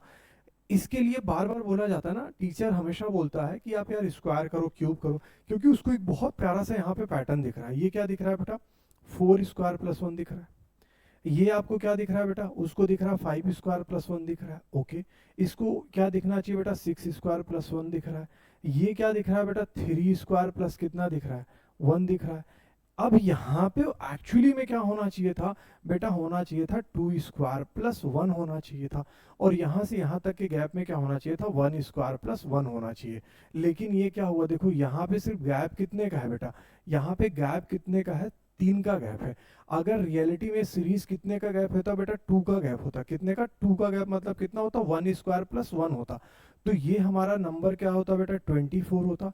और यहाँ पे जब गैप कितने का होता बेटा, 2 स्क्वायर प्लस 1 का, तो ये हमारे पास कितना आ जाता बेटा, 29 आ जाता। और उसके बाद आप देख रहे हैं ये सीरीज आगे की सही है, तो मेरा रॉन्ग टर्म यहाँ पे कितना हो गया बेटा, 25। अब एक बहुत प्यारी सी बात सब लोग मेरी ध्यान से सुनो, आप ये बात सुनना। जब बेटा जैसे मैंने पीछे वाला क्वेश्चन जो आपको एक्सप्लेन किया, यहाँ पे रॉन्ग नंबर की सीरीज बेटा ये 505 है, तो इसके इम्पैक्ट की वजह से बेटा ये भी क्या होगा, गलत होएगा। लेकिन जब भी कोई सीरीज बीच में, सॉरी मैं थोड़ा पीछे चला गया, जब भी कोई सीरीज बेटा ऐसे यहाँ पे आ गई तो इसकी वजह से बेटा ये टर्म गलत होएगा। लेकिन उसके बाद आपके सारे के सारे टर्म क्या होते जाएंगे बेटा, वो सही होते जाएंगे। जैसे देखो यहाँ से इसकी वजह से बेटा 3 का गैप है और यहाँ पे 4 का गैप है, लेकिन उसके बाद आप सारे नंबर को करेक्ट आइडेंटिफाई कर पा रहे हो, तो ये चीज बहुत अच्छी बात होती है। जैसे मान लेते यहाँ पे अगर ये सीरीज गलत होती तो इसकी वजह से ये गलत होता, बट ये वाले टर्म क्या होते बेटा, सही होते। तो इस तरह के रॉन्ग नंबर की सीरीज को आप थोड़ा सा जरूर आइडेंटिफाई करने की कोशिश करो कि भाई आप कहाँ पे कौन सा टर्म बेटा गलत है। चलो ये देखते हैं, जैसे 16 है, 17 है, 26 है, 51 है, 100 है, 164 है, 392 है। जरूर देखो कुछ ना कुछ यहाँ पे बहुत तेजी से नहीं बढ़ी है, तो हमारा पहला ट्रायल क्या होना चाहिए। चलो क्या ट्रायल करेंगे बेटा, हम ट्रायल करते हैं गैप का। तो यहाँ से गैप अपने को कितना दिखा, 1, कोई बात नहीं। यहाँ से अपने को गैप कितना दिख रहा है, अगर मैं ध्यान से देखूं तो ये गैप हमारा कितने का हो सकता है, अगर आप ये देखेंगे तो गैप हमारा कितना बेटा, 9 का है। इस गैप के बारे में अगर हम लोग सोचें तो ये गैप हमारा क्या है, ये गैप कितने का, जल्दी से सोचो, ये गैप है बेटा हमारा 20 किसका, 5 का गैप है। ओके, ये गैप हमारा किसका है बेटा, 49 का गैप है। ये गैप जो है वो किसका है बेटा, 64 का गैप है। और ये जो गैप है हमारा वो कितना का है, कैसे कर सकते हैं, 12 में से 4 गए, कितने हो गए बेटा, 8 हो गए। यहाँ पे बचा कितना बेटा, 8 में 6 गया, कितना हुआ, 2। तो यहाँ पे 3 में से 1 गया, कितना हुआ, 2 हुआ। अब आप ध्यान से समझो यार, ये बड़ी प्यारी सी चीज है। मैंने क्या समझाया कि अगर आप यहाँ पे देखेंगे तो यार ये 1 स्क्वायर का गैप है, ये किसका है बेटा, 1 स्क्वायर का है। ये 3 स्क्वायर का है, ये किसका है, 5 स्क्वायर का है। ये 7 का स्क्वायर होगा। अगर ये देखो तो ये सारे ऑड है, इट मीन्स ये जो स्क्वायर का गैप होना चाहिए 9 का, बट ये किसका दिया है बेटा, 8 स्क्वायर का। इसका मतलब ये वाला टर्म हमारा क्या हो गया, गलत हो गया। और इस क्वेश्चन का आंसर कितना हो जाएगा बेटा, 164। अब इसकी वजह से बेटा ये भी गलत हो जाए, समझे कि नहीं समझे सारे लोग। मैंने क्या बोला था, पीछे भी समझाया था। अगर बेटा यहाँ पे ध्यान से देखना, अगर इधर कहीं गलत हुआ, ये गलत तो ये भी गलत, रेस्ट आप भी सही। बट यहाँ पे जो गलत होएगा लास्ट में, फिर आपको बहुत ज्यादा चेक करने की जरूरत नहीं होती, क्योंकि सीधे सीधे क्या हो जाएगा, गलत हो जाएगा। चलो नेक्स्ट क्वेश्चन की तरफ बढ़ते हैं, ये देखते हैं क्या है। जैसे ही क्वेश्चन दिखा, मुझे क्या दिख रहा है यार, ये सीरीज बहुत तेजी से बढ़ रही है। इसका मतलब इस सीरीज में हमारा दिमाग कैसे चलना चाहिए, मल्टीप्लीकेशन के कॉन्सेप्ट के ऊपर पहले हमारा दिमाग चलना चाहिए कि मल्टीप्लीकेशन की सीरीज होगी, तेजी से बढ़े होगी। ट्राई करते हैं कैसे बढ़ा होगा। जैसे 5 से 7 बनने में क्या हुआ होगा, पहला तरीका तो ये बोलेगा सर 5 1 जा 5 होगा और प्लस क्या होगा, 2 होगा। ओके, दूसरा तरीका क्या हो सकता है सर, 7 से 16 बनने में क्या हुआ होगा, तो सर 7 से 16 बनने में हमारे पास हुआ होगा 7 2 जा 14, 14 प्लस 2 कितना हुआ 16 हो गया। अब अगर 16 से मैं 47 जाने की कोशिश करूंगा तो बेटा ये जो गैप है वो कितना है 16 3 जा 48। अब मैं कैसे सोचूंगा, देखो कांस्टेंट टर्म यहाँ पे 2 बढ़ा है, यहाँ पे बढ़ा है, तो 16 3 जा ये कितना हुआ बेटा 2। ओके, तो 48 प्लस 2 कितना हुआ 50। ओके 50 होना चाहिए। फिर ध्यान से समझो, इसका मतलब क्या हुआ, देखो हम कैसे सीरीज को समझने की कोशिश करेंगे। देखो गलतियां कहाँ होता है बच्चा, उसको देखा यहाँ पे पैटर्न नहीं बना, वो मार्क करके चला जाता है। लेकिन मैंने क्या समझाया, अगर मान लेते हैं बेटा ये आपका टर्म आपको लगता है गलत है, तो ये भी क्या हुआ होगा बेटा गलत हुआ होगा। और अगर ये गलत है तो बेटा ये क्या हुआ होगा सही होगा, मैंने बताया। अब देखो यहाँ पे क्या बनना चाहिए, यहाँ पे बनना ये चाहिए था 57 इंटू 4 और प्लस क्या बनना चाहिए 2 बनना चाहिए। और जब हम यहाँ से यहाँ की तरफ बढ़ेंगे तो ये कितना बनना चाहिए था 244 इंटू 5 प्लस क्या बनना चाहिए बेटा 5 बनना चाहिए।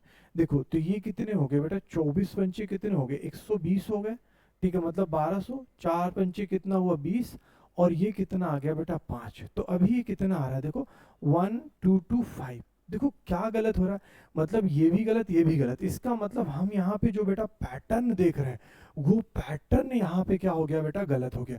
क्या ये बात मेरी समझ में आई? देखो यहाँ पे अगर ये गलत है तो ये गलत होगा और इसकी वजह से बेटा ये सही होगा। इसका मतलब जो हमने ये पैटर्न पहले पकड़ा था वो चीज यहाँ पे क्या होगी गलत होगी। और जनरली एसबीआई पीओ इस तरह के क्वेश्चन को जरूर सोचता है कि एक बार बच्चा जरूर गलत करे, टाइम किल करने वाला है। तो हम यहाँ पे क्या करेंगे, बार फिर से ट्राई करते हैं। फिर से ट्राई करने का मतलब क्या है कि भाई ये जो मैंने पैटर्न देखा ये पैटर्न क्या है गलत है, दूसरी तरीके से इसको सोचते हैं। अच्छा, यहाँ पे अगर मुझे ये नहीं समझ में आया, मुझे बताओ क्या आपको ये दिख रहा है, क्या कुछ क्या दिख रहा है, क्या आपको यहाँ पे ये टर्म दिख रहा है कि यार 16 3 जा कितना होता है 48 और 57 बनने में कितना हो गया बेटा 9 हो गया। चलो कोई बात नहीं। अच्छा मैंने ऐसे क्यों सोचा, क्योंकि देखो ये भी कितना बेटा 4 टाइम्स ही है। अगर मैं 57 इंटू बेटा 4 करूं तो ये मेरे पास कितने हो गए 200 और प्लस कितना बेटा ये, तो ये कितना हुआ 228। अब 228 में मैं क्या ऐड करूं कि बेटा ये 240 हो जाए, तो ये बेटा कितना हो गया 16 हो गया। तो मतलब ये जो टर्म वाला बेटा ये क्या बना 16 का बना। अब धीरे धीरे समझो, अगर ये पैटर्न बेटा यहाँ पे अगर ये पैटर्न को लेके चले, ये थोड़ा सा डिफिकल्ट सीरीज है, पकड़ना पड़ेगा। तो इसके लिए टेबल्स और थोड़ी चीजें होंगी। जब एक बार आपने ट्रायल किया बेसिक तरीके से नहीं समझा तो ऐसे कुछ बड़े नंबर की तरफ देखना पड़ेगा। जैसे अगर मैं यहाँ से देखूँ तो ये 5 टाइम्स तो दिख रहा है, 244 इंटू कितना बेटा 5 टाइम्स करो तो कितने हो गए बेटा ये 24 5 जा कितना 120, बट हमने इसको 240 माना इसलिए 1200 और ये कितना हो बेटा 25। अब मैं कितने हो गए, नहीं सॉरी 4 5 जा 20 गलत हो जाता, अभी ये कितना हो गया बेटा 12 20। क्या ऐड करूं बेटा, करोगे यहाँ पे 25 तो आंसर कितना हो जाएगा 1245। ओके, तो बेटा पैटर्न मेरा बहुत सिंपल है। पैटर्न क्या कह रहा है, पैटर्न ये कह रहा है कि देखो यहाँ पे 16 3 जा प्लस उसका स्क्वायर 15 7 जा प्लस 4 का स्क्वायर, ये कह रहा है कि मैं कौन सी सीरीज हूं भाई 244। आप 5 करोगे लेकिन जो टर्म होगा वो क्या होगा 5 का स्क्वायर होगा। इसका मतलब हमारी सीरीज जानते हो कहाँ पे गलत होगी बेटा, यहाँ पे गलत होगी। 5 1 जा 5 और प्लस 1 का होता, मतलब यही सीरीज यहाँ पे गलत है, इसकी वजह से बेटा ये गलत होगा। अब देखो अगर आप ध्यान से देखो तो यहाँ से आप सबको बेटा पैटर्न दिखना शुरू हुआ है। ये आप जब इस तरह के बेटा क्वेश्चंस आप ट्राई करते हो सॉल्व करते हो तो आपका कॉन्फिडेंस ऑटोमेटिकली क्या होता है बूस्ट होता है। आप इस तरह की सीरीज के ऊपर जरूर प्रैक्टिस करके जाइए, एग्जाम में आपको बेटा काफी हेल्प होगी। चलो ये वाले क्वेश्चन की तरफ बढ़ते हैं। ये क्वेश्चन आपका क्या कह रहा है, देखो इस क्वेश्चन में क्या दिख रहा है भाई 0.5। अच्छा अगर आप यहाँ तक पहुंचे, अगर आप नए बच्चे हैं तो डेफिनेटली भाई चैनल को एक बार जरूर लाइक और सब्सक्राइब कर दीजिएगा। भाई मेहनत जो मैं कर रहा हूँ जो आप तक पहुंच रही है, थोड़ा सा मोटिवेशन बनता है, करते रहिए। अब देखो 4 यहाँ पे 0.5 है तो डेफिनेटली यहाँ पे जो सीरीज होगी वो 0.5 के मल्टीप्लीकेशन से कुछ जाने वाली है, पहले आपके दिमाग में चलना चाहिए। सबसे पहले हम सोचें यार 4 से 2.5 कैसे बना होगा। ये देखो, देखो अगर मैं 4 का हाफ कर लूं, 4 का हाफ कितना होता है 2। इन शॉर्ट ये कह रहे हैं कि अगर बेटा मैं इसके ऊपर ऐसे काम करूं 4 इंटू 0.5 काम करूं और प्लस क्या करूं इस 0.5 को ऐड कर दूं तो 2.5 इज नथिंग बट मेरा कितना हुआ 2.5। यहाँ तक मैं सही हूँ, कोई बात नहीं, आगे बढ़ते हैं, थोड़ी और मेहनत करते हैं, दूसरे कलर से इसको ट्राई करते हैं। वाइट ही ले ले। सिर्फ यहाँ से इसके बारे में बात करें तो देखो पहला बेसिक एजम्पशन क्या करेगा, 0.5 है तो 2.5 इंटू कितना हुआ 1 और प्लस 1 कर लेंगे। अरे वाह वेरी नाइस, 2.5 ये कितना हो गया 3.5। यहाँ पे भी बेटा पैटर्न हमारा बहुत अच्छे से चल रहा है। अब हम क्या सोचेंगे, ध्यान से सब लोग सुनना, अब हम ये सोचने की कोशिश करेंगे कि यही सेम पैटर्न यहाँ पे कैसे बनेगा। कैसे बनेगा, ध्यान से देखो, ये पैटर्न बनना चाहिए बेटा 3.5, सब लोग देखना, ये देखो 0.5 से बढ़ रहा है तो यहाँ पे कितना होना चाहिए 1.5 होना चाहिए, और जो एडिशन होगा वो कितना होगा बेटा 1.5 का। अब देखो 1.5 बड़ा कॉमन है तो 1.5 कॉमन ले लिया, 3.5 और इसके प्लेस पे क्या बचा बेटा 1 बचा। तो जब भी आपके पास इस तरह का काम हुआ 1.5 और ये कितना हो गया बेटा 3.5 में ऐड करोगे कितना हो 4.5, इनको मल्टीप्लीकेशन आना चाहिए। 15 4 जा कितना हुआ बेटा 60 मतलब 600, 15 5 जा कितना हुआ 75। हमारी जो वैल्यू होनी चाहिए वो कितनी होनी चाहिए 6.75 होनी चाहिए। बट ये क्या है बेटा 6.5, व्हाट डज इट मीन, बहुत अच्छे से सुनना बेटा, इस चीज को डिटेल में मैं बता रहा हूँ, ध्यान से सुनना। 6.75 इसका मतलब बेटा ये गलत है, ये गलत होगा तो बेटा ये भी गलत होगा, बट ये वाले टर्म सही होंगे और ये वाले टर्म सही होंगे। तो आप ऐसे परेशान मत हो, आपको कैसे सोचना चाहिए, ओके सर आपने यहाँ पे जो पैटर्न है ये 3.5 और ये कितना है बेटा 1.5 है।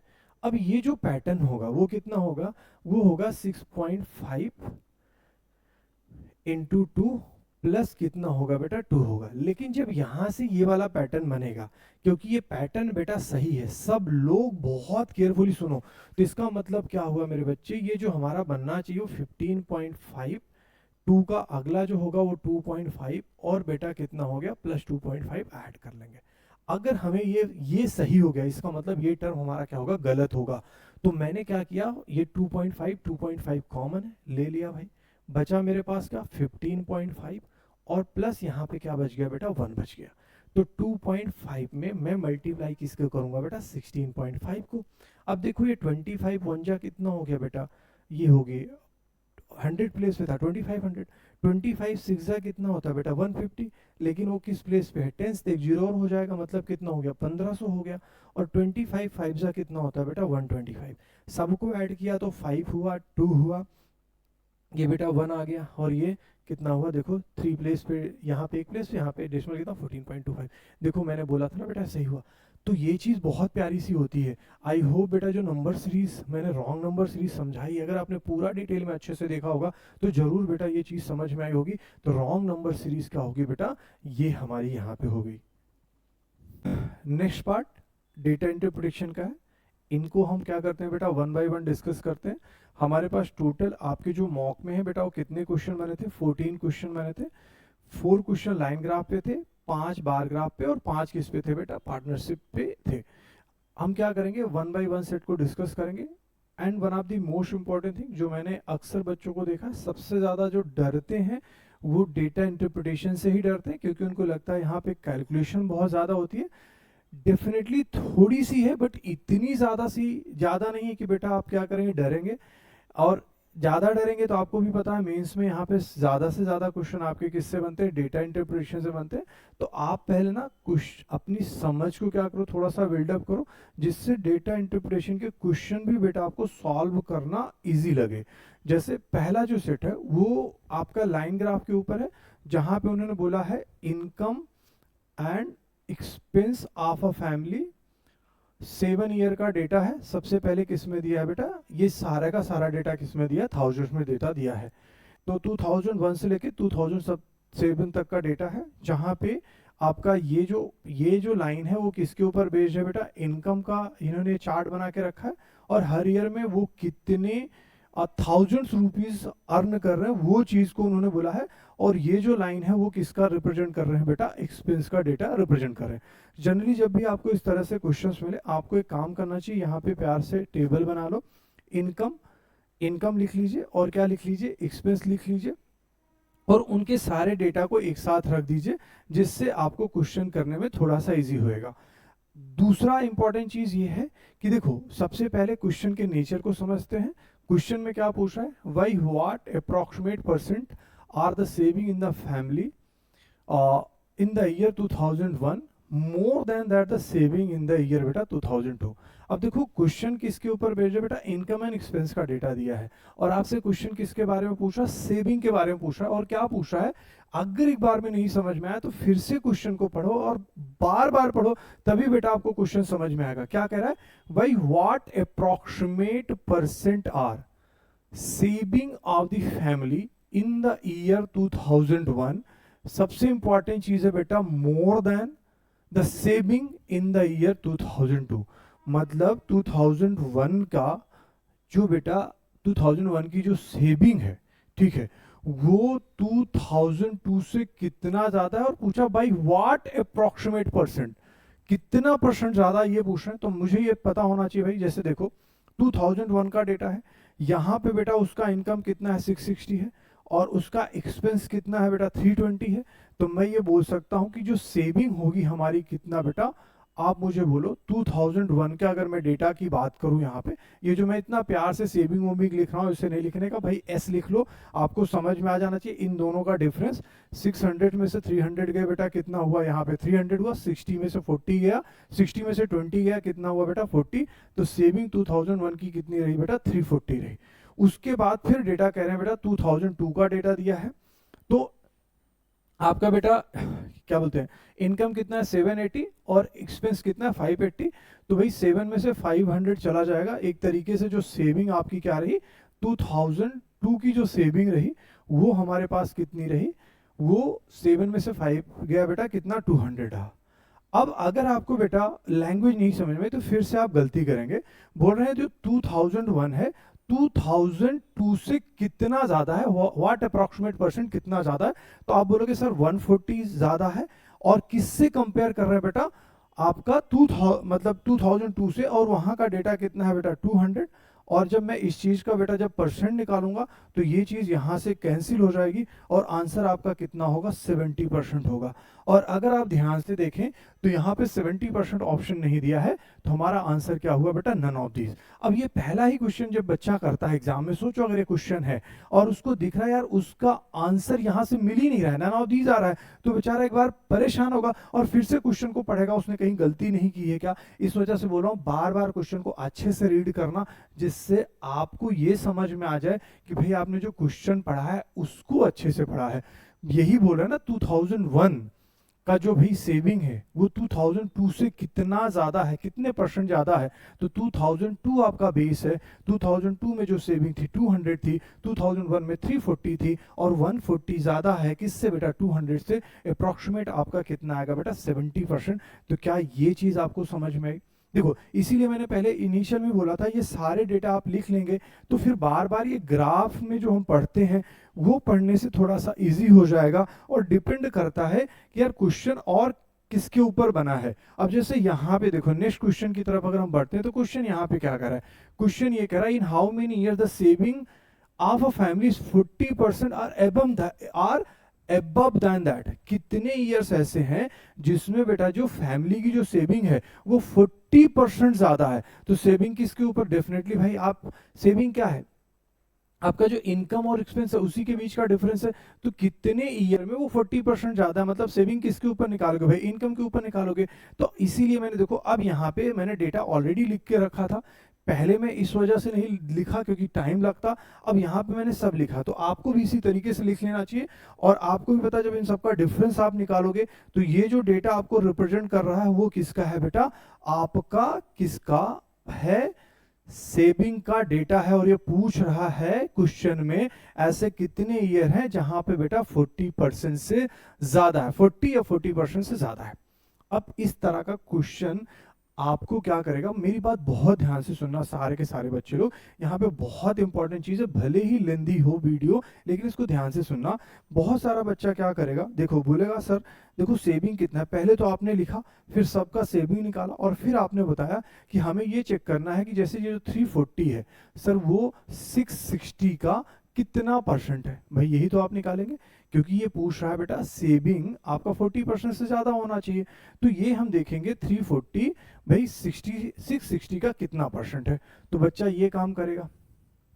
अच्छा, यही काम उसको बेटा हर जगह पे करना है। जैसे यहाँ पे मैं बता दूं, जैसे कितना कर रहा है बेटा, ये 200 है सेविंग, और किसके ऊपर निकालेगा बेटा, 780 के ऊपर निकालेगा, और फिर निकालेगा, ये चेक करेगा क्या ये जो मेरा सेविंग है वो 40% या 40% से ज़्यादा है क्या।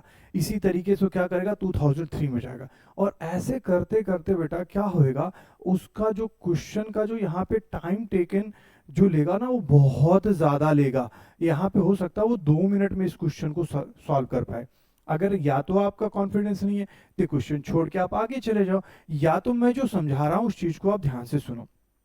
अब आप मुझे सारे के सारे लोग ये बताना कि अगर एक बंदे की फैमिली, एक बंदे की इनकम मान लो बेटा 100 रुपए है, उसको अगर बेटा सेविंग करना है, उसको क्या करना है बेटा, सेविंग करना है, कितना, 40% या उसके ऊपर।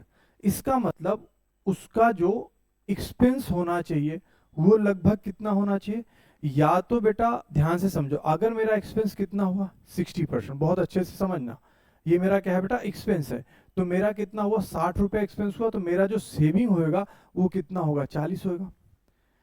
अब अगर मेरा एक्सपेंस 60% के ऊपर हो गया, मान लेते हैं जैसे 70% हो गया, थोड़ा मोटा समझो, तो अब मैं एक्सपेंस कितना कर रहा हूँ 70, तो मेरा अब यहाँ पे सारे के सारे लोग बताओ, मेरी जो सेविंग होगी वो कितनी होगी, 30 होगी। तो इसका मतलब आपको क्या समझ में आना चाहिए कि भाई जो आपका एक्सपेंस है वो 60% से ज्यादा नहीं हो सकता, क्योंकि भाई आपको 40% या 40% से ज्यादा सेव करना है। तो इसका मतलब आपका एक्सपेंस कितना होना चाहिए बेटा, सिर्फ 60% से ज्यादा नहीं होना चाहिए।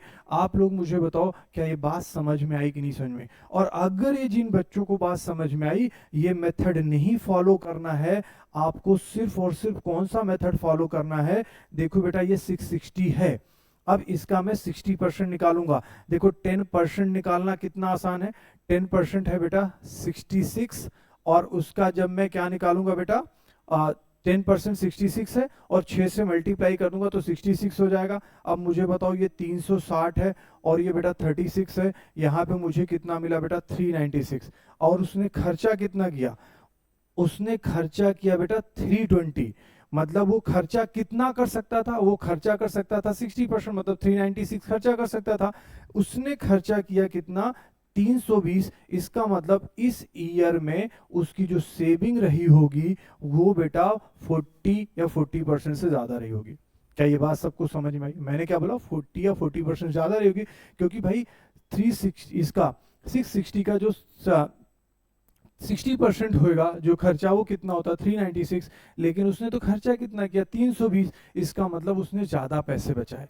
अगर उसमें नहीं समझ में आया तो फिर इस वाले डेटा को देखते हैं। ये कितना है बेटा 780, मुझे कितना निकालना है, ध्यान से समझो, मुझे निकालना है 780 का, पहले क्या निकाल लूंगा मैं 10% निकाल लूंगा। 10% कितना हुआ भाई 78, और 78 को जैसे ही मैंने 6 किया, अभी कितना हुआ, ये 420, ये कितना 56, अगर आप ऐड कर रहे हो तो कितना हो गया बेटा 476। भाई आपने तो खर्चा ज्यादा कर दिया, आपको खर्चा करना कितना था 476, लेकिन आपने खर्चा ज्यादा कर दिया 580 कर दिया, मतलब इस ईयर में आपका सेविंग ज्यादा नहीं था।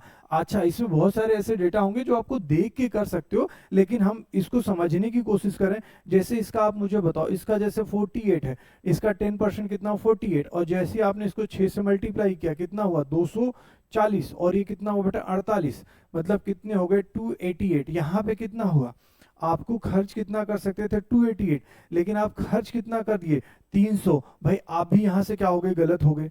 इसका बेटा आप क्या करेंगे, इसका निकालेंगे 10%, कितना हुआ 72, 6 से मल्टीप्लाई कर दिया, मतलब कितने हुए बेटा 420 और 12, मतलब आप कितना खर्च कर सकते थे, आप खर्च सकते थे 432, लेकिन आपने क्या किया, हाँ 6 सही है 432, लेकिन आपने कितना खर्च किया, आपने 440 खर्च किया, मतलब आप भी अभी भाई आप उस कैटेगरी में नहीं आए। चलो इस पे चलते हैं भाई 560, इसका 10% कितना हुआ बेटा 56 हुआ, और इसका 6 निकाले तो कितने हुए 300 हुए, और ये कितने हुए बेटा 36। तो आप खर्च कितना कर सकते थे 336, लेकिन आपने खर्च तो कम किया, इसका मतलब क्या हुआ, आपने यार 40% से ज्यादा बचाया। अब ये देखो 540 का आप देखोगे 10% कितना हुआ बेटा 54, मुझे चाहिए 60%, तो 6 से मल्टीप्लाई कर दिया, कितना हुआ बेटा 300, और ये कितने हो गए बेटा 24। आप खर्च कितना कर सकते थे 324, लेकिन आपने खर्च कितना किया 280, मतलब इस साल भी आपने 40% के ऊपर बचा लिया। 620 का बेटा 10% कितना हुआ 62, और जैसे ही बेटा आप इसको 6 से मल्टीप्लाई करेंगे, देखो कितना हुआ, 6 से मल्टीप्लाई कर रहे हैं तो 6 से मल्टीप्लाई किया तो भाई ये कितना हुआ 360, और कितना हुआ ये आपने खर्चा कितना करना था 372, लेकिन आपने तो ज्यादा खर्च कर दिया, तो मतलब आपने नहीं किया। तो आप क्या किए भाई, तीन तीन 3 इयर्स ऐसे थे जहां पे आपका जो सेविंग था 40% या 40% के ऊपर है। ये थोड़ा सा लेंदी क्वेश्चन था, लेकिन अगर आप इस अप्रोच से करते तो शायद ये वाले जो अप्रोच थे उससे थोड़ा सा इजी पड़ता। कुछ बच्चे ग्राफ देख के भी कुछ एक दो वैल्यूज तो ऐसे ही एलिमिनेट कर सकते हैं, लेकिन मैं मॉक एनालिसिस कर रहा था तो मैंने पूरे डिटेल्स भाई एक एक क्वेश्चन को मैंने यहाँ पे क्या किया भाई, डिटेलिंग में समझा दिया। ठीक है, आई होप ये समझ में आओगा। नहीं समझ में आओगा तो एक बार फिर से भाई रिपीट करके चीजों को देखिएगा, आपको चीजें थोड़ी सी क्लियर हो जाएंगी। अब ये क्या करा, what is the ratio of the percentage saving, ध्यान से समझना, what is the ratio of the percentage saving of the family in the year 2003 to that in 2005। तो ओके 2003 में परसेंटेज सेविंग की बात कर रहा है, तो 2003 में मैं डेटा में गया, उसने सेविंग की थी कितना बेटा 180। अच्छा, और किसके ऊपर सेविंग की थी बेटा, वो किया था 480, और मुझे क्या चाहिए था बेटा, परसेंटेज सेविंग चाहिए था, तो ये मैंने 100 किया। ये 2003 का डेटा है। फिर इन्होंने बोला किससे कंपेयर करना है, 2005 से। 2005 में सेविंग कितनी थी बेटा 240 थी, इसीलिए मैंने बोला था, देखो इनिशियल स्टेज में बोला था चार्ट बनाने का बेनिफिट कितना होता, और किसके ऊपर बेटा 560 के ऊपर, इनटू मल्टीप्लाइड बाई क्या कर दिया बेटा 100 कर दिया। बेनिफिट क्या हुआ, देखो ये बेस है, इसको हटा दो, यहाँ से ये जीरो हटा दो, यहाँ से ये जीरो हटा दो। अगर आपको सही लग रहा है तो 6 3 जा 6 8 जा हो गया, यहाँ पे भाई क्या हो गया 8 3 जा 8 7 जा हो गया। तो ऊपर वैल्यू कितनी हुई 3/8, और नीचे वैल्यू कितनी रही बेटा 3/7। आपको इतना तो मुझे लगता है यहाँ पे हर बच्चे को पता होगा भाई, ये वैल्यू पलट जाएगी 7/3, यहाँ पे कैंसिल हो गई, आंसर कितना आ गया भाई 7/8 आ गया, जो इस क्वेश्चन का बेटा क्या था आंसर था। तो देखो ऐसे ये क्वेश्चन थे, बहुत इजी थे, मतलब मुझे नहीं लगता कि यहाँ पे 1 मिनट के ऊपर लगेगा। अब कुछ क्वेश्चन लेंदी होंगे, कुछ क्वेश्चन क्या होंगे बेटा इजी होंगे, ये आपके दिमाग में पहले चलना चाहिए। नेक्स्ट सेट पे चलते हैं। नेक्स्ट सेट आपका क्या कह रहा है इसके बारे में देखते हैं। नेक्स्ट सेट कह रहा है study the following graph carefully and answer the question half the, ये तो हो गया भाई, ये पूरी वही कहानी है। अच्छा, if the family earns 430,000 additional income in the 2007, इसका मतलब ये क्या कह रहा है, जो 620 है 2000 यहाँ पे वो 430 और ऐड कर, मतलब 430 उसको और मिल गया। क्या ये बात भाई सबको समझ रही, 430,000 उस बंदे को और मिल गया। ओके ठीक है, उससे क्या हुआ, जिनको भाई ये नहीं दिख रहा है यहाँ पे लिख रहा हूँ, ये व्हाइट है यहाँ पे दिख जाएगा, मतलब 430 यहाँ पे मिला 2007 में।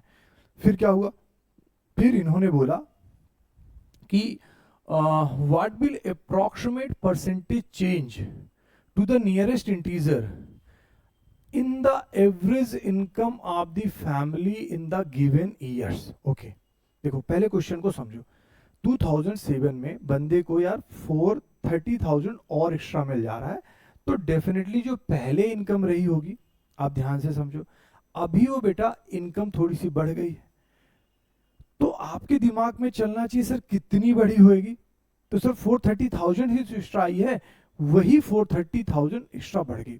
लेकिन क्वेश्चन में एक थोड़ा सा ट्विस्ट दिया गया। क्या ट्विस्ट दिया गया, ट्विस्ट ये दिया गया कि भाई इन्होंने बोला एवरेज इनकम की बात कर रहे हैं। अब सर एवरेज इनकम क्या होता है, एवरेज इनकम क्या होता है, डिवाइडेड बाई 7। क्या ये बात सबको समझ में आई? कहने का मतलब ये है कि देखो ये बोल रहे हैं ये सारे डेटा आप ऐड कर लो, जो आपके सारे डेटा ऐड कर लो, तो ये बेटा आपका नया डेटा रहेगा, ध्यान से समझना, और इसको आप 7 से डिवाइड कर दो। क्या ये बात समझे? क्योंकि बेटा आपका क्या हो रहा है 7 इयर्स की ही बात हो रही है, तो इसको हमने क्या कर दिया 7 से डिवाइड कर दिया। जो पहले का जो डेटा था, पहले का डेटा कहां तक था, सिर्फ 620, क्योंकि ये तो एडिशनल आया 430 में, इसको ऐड कर लीजिए, फिर 7 से डिवाइड कर दिए, तभी तो एवरेज इनकम निकलेगी। आप चाहे जो करो बेटा, जो डिफरेंस आएगा वो सिर्फ इसी 430,000 का ही तो आएगा। तो जो इंक्रीज हुआ है वो 430,000, क्योंकि हमारा बेस क्या है 7, इतना इंक्रीज हुआ है। क्या ये बात सबको समझ में आया कि नहीं समझ में आया? अब दूसरा इंपॉर्टेंट चीज, बेटा इन्होंने क्या बोला है, इफ द फैमिली ये है तो what will approximate percentage change, कितना परसेंटेज चेंज हुआ है, मतलब यही तो चेंज हुआ है।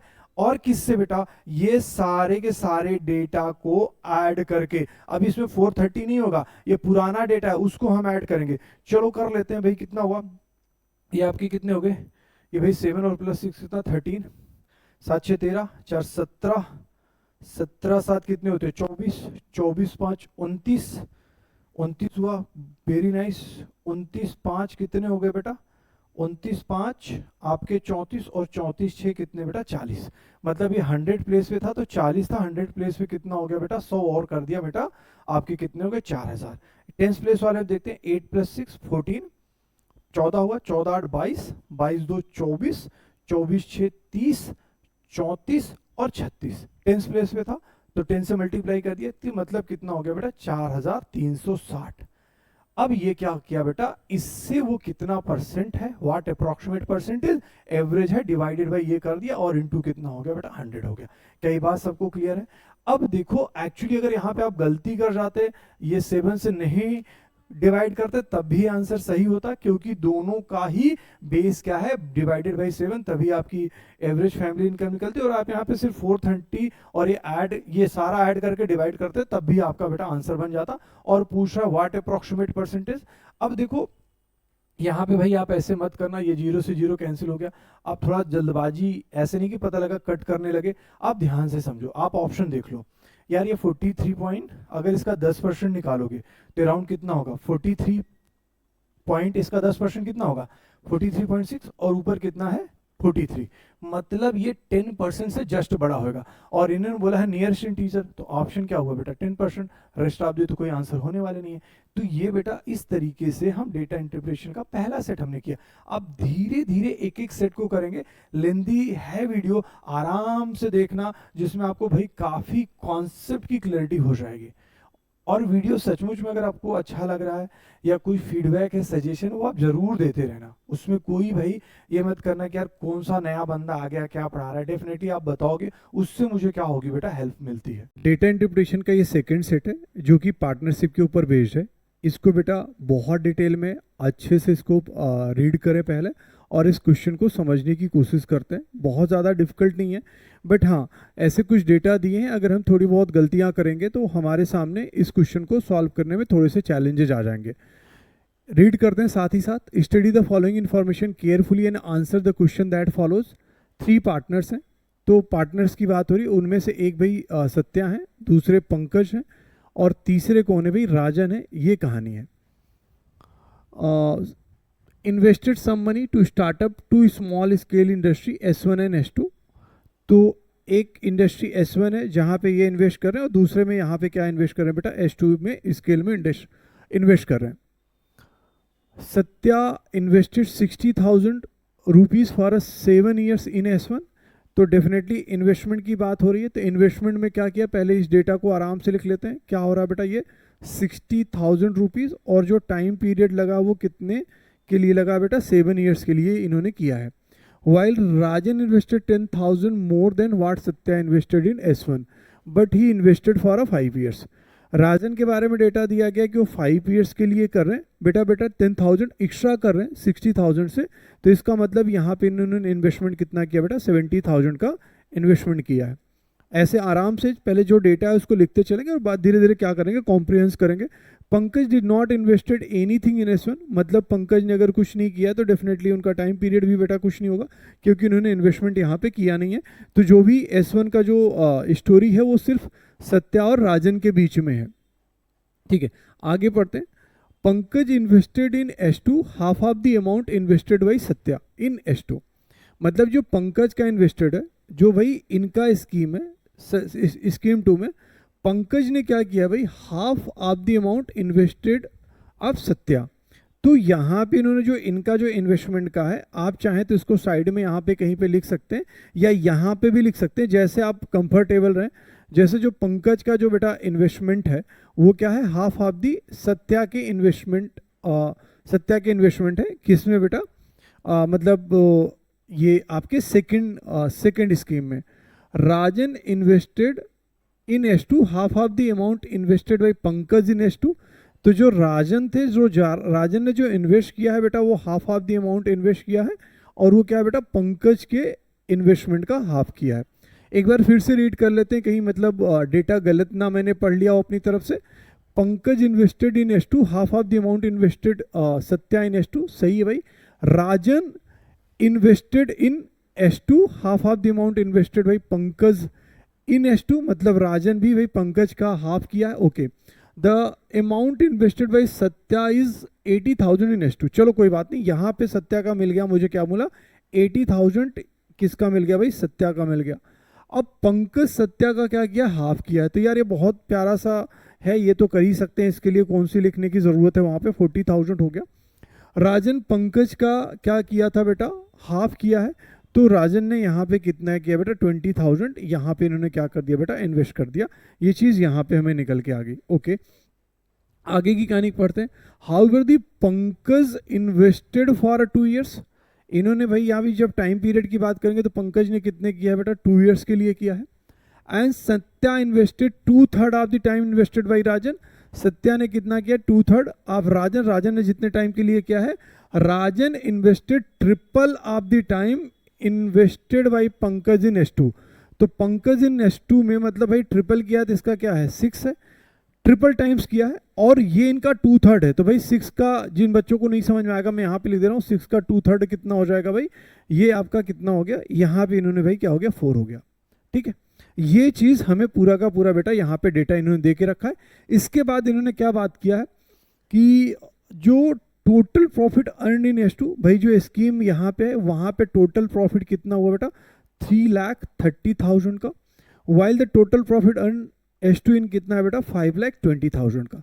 अब जिन लोगों ने बेटा पार्टनरशिप पढ़ के रखा है, आप मुझे बताओ जो ये जितना भी प्रॉफिट यहाँ पे बेटा इन्होंने अर्न किया है और जो बेटा S2 में प्रॉफिट अर्न किया वो किसके रेशियो में बेटा का बेटा उनके इन्वेस्टमेंट और टाइम के हिसाब से जितना किया है।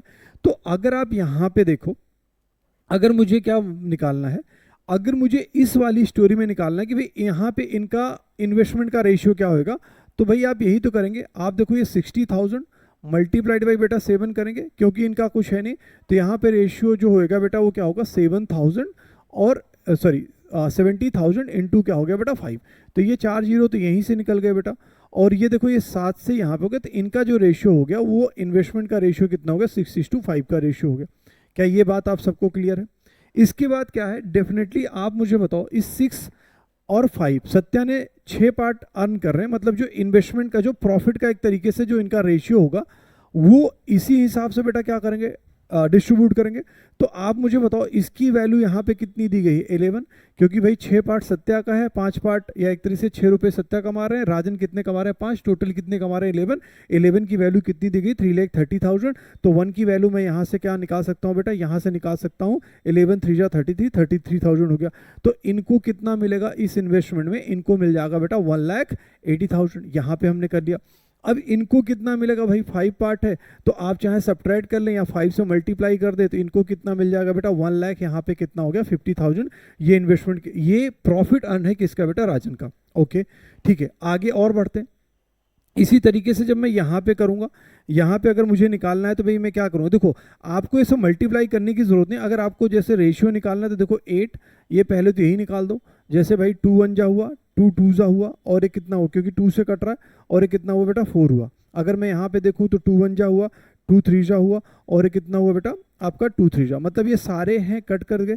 तो यहाँ पे और चीज़ें क्या होगी, अच्छा ये मैंने गलत लिखा है, ये 2 2 जा हो गया बेटा, तो 4 2 जा यहाँ पे 8 रेशियो आया, यहाँ पे कितना रेशियो है बेटा 2 1 जा कितना हुआ 2, और यहाँ पे 1 3 जा 3। ये जो रेशियो है ये किसका रेशियो है बेटा, ये प्रॉफिट का रेशियो है। किसके बीच में बेटा, सत्या पंकज और राजन के बीच में। कहाँ पे, जो इन्होंने स्कीम S2 में बेटा क्या किया था, लगाया था। अब अगर आप ध्यान से देखो तो 8 रुपये अर्न कर रहे हैं, 2 रुपये अर्न कर रहे हैं बेटा, 3 रुपये अर्न कर रहे हैं, तो टोटल अर्न कितना कर रहे हैं बेटा 13 रुपये अर्न कर रहे हैं।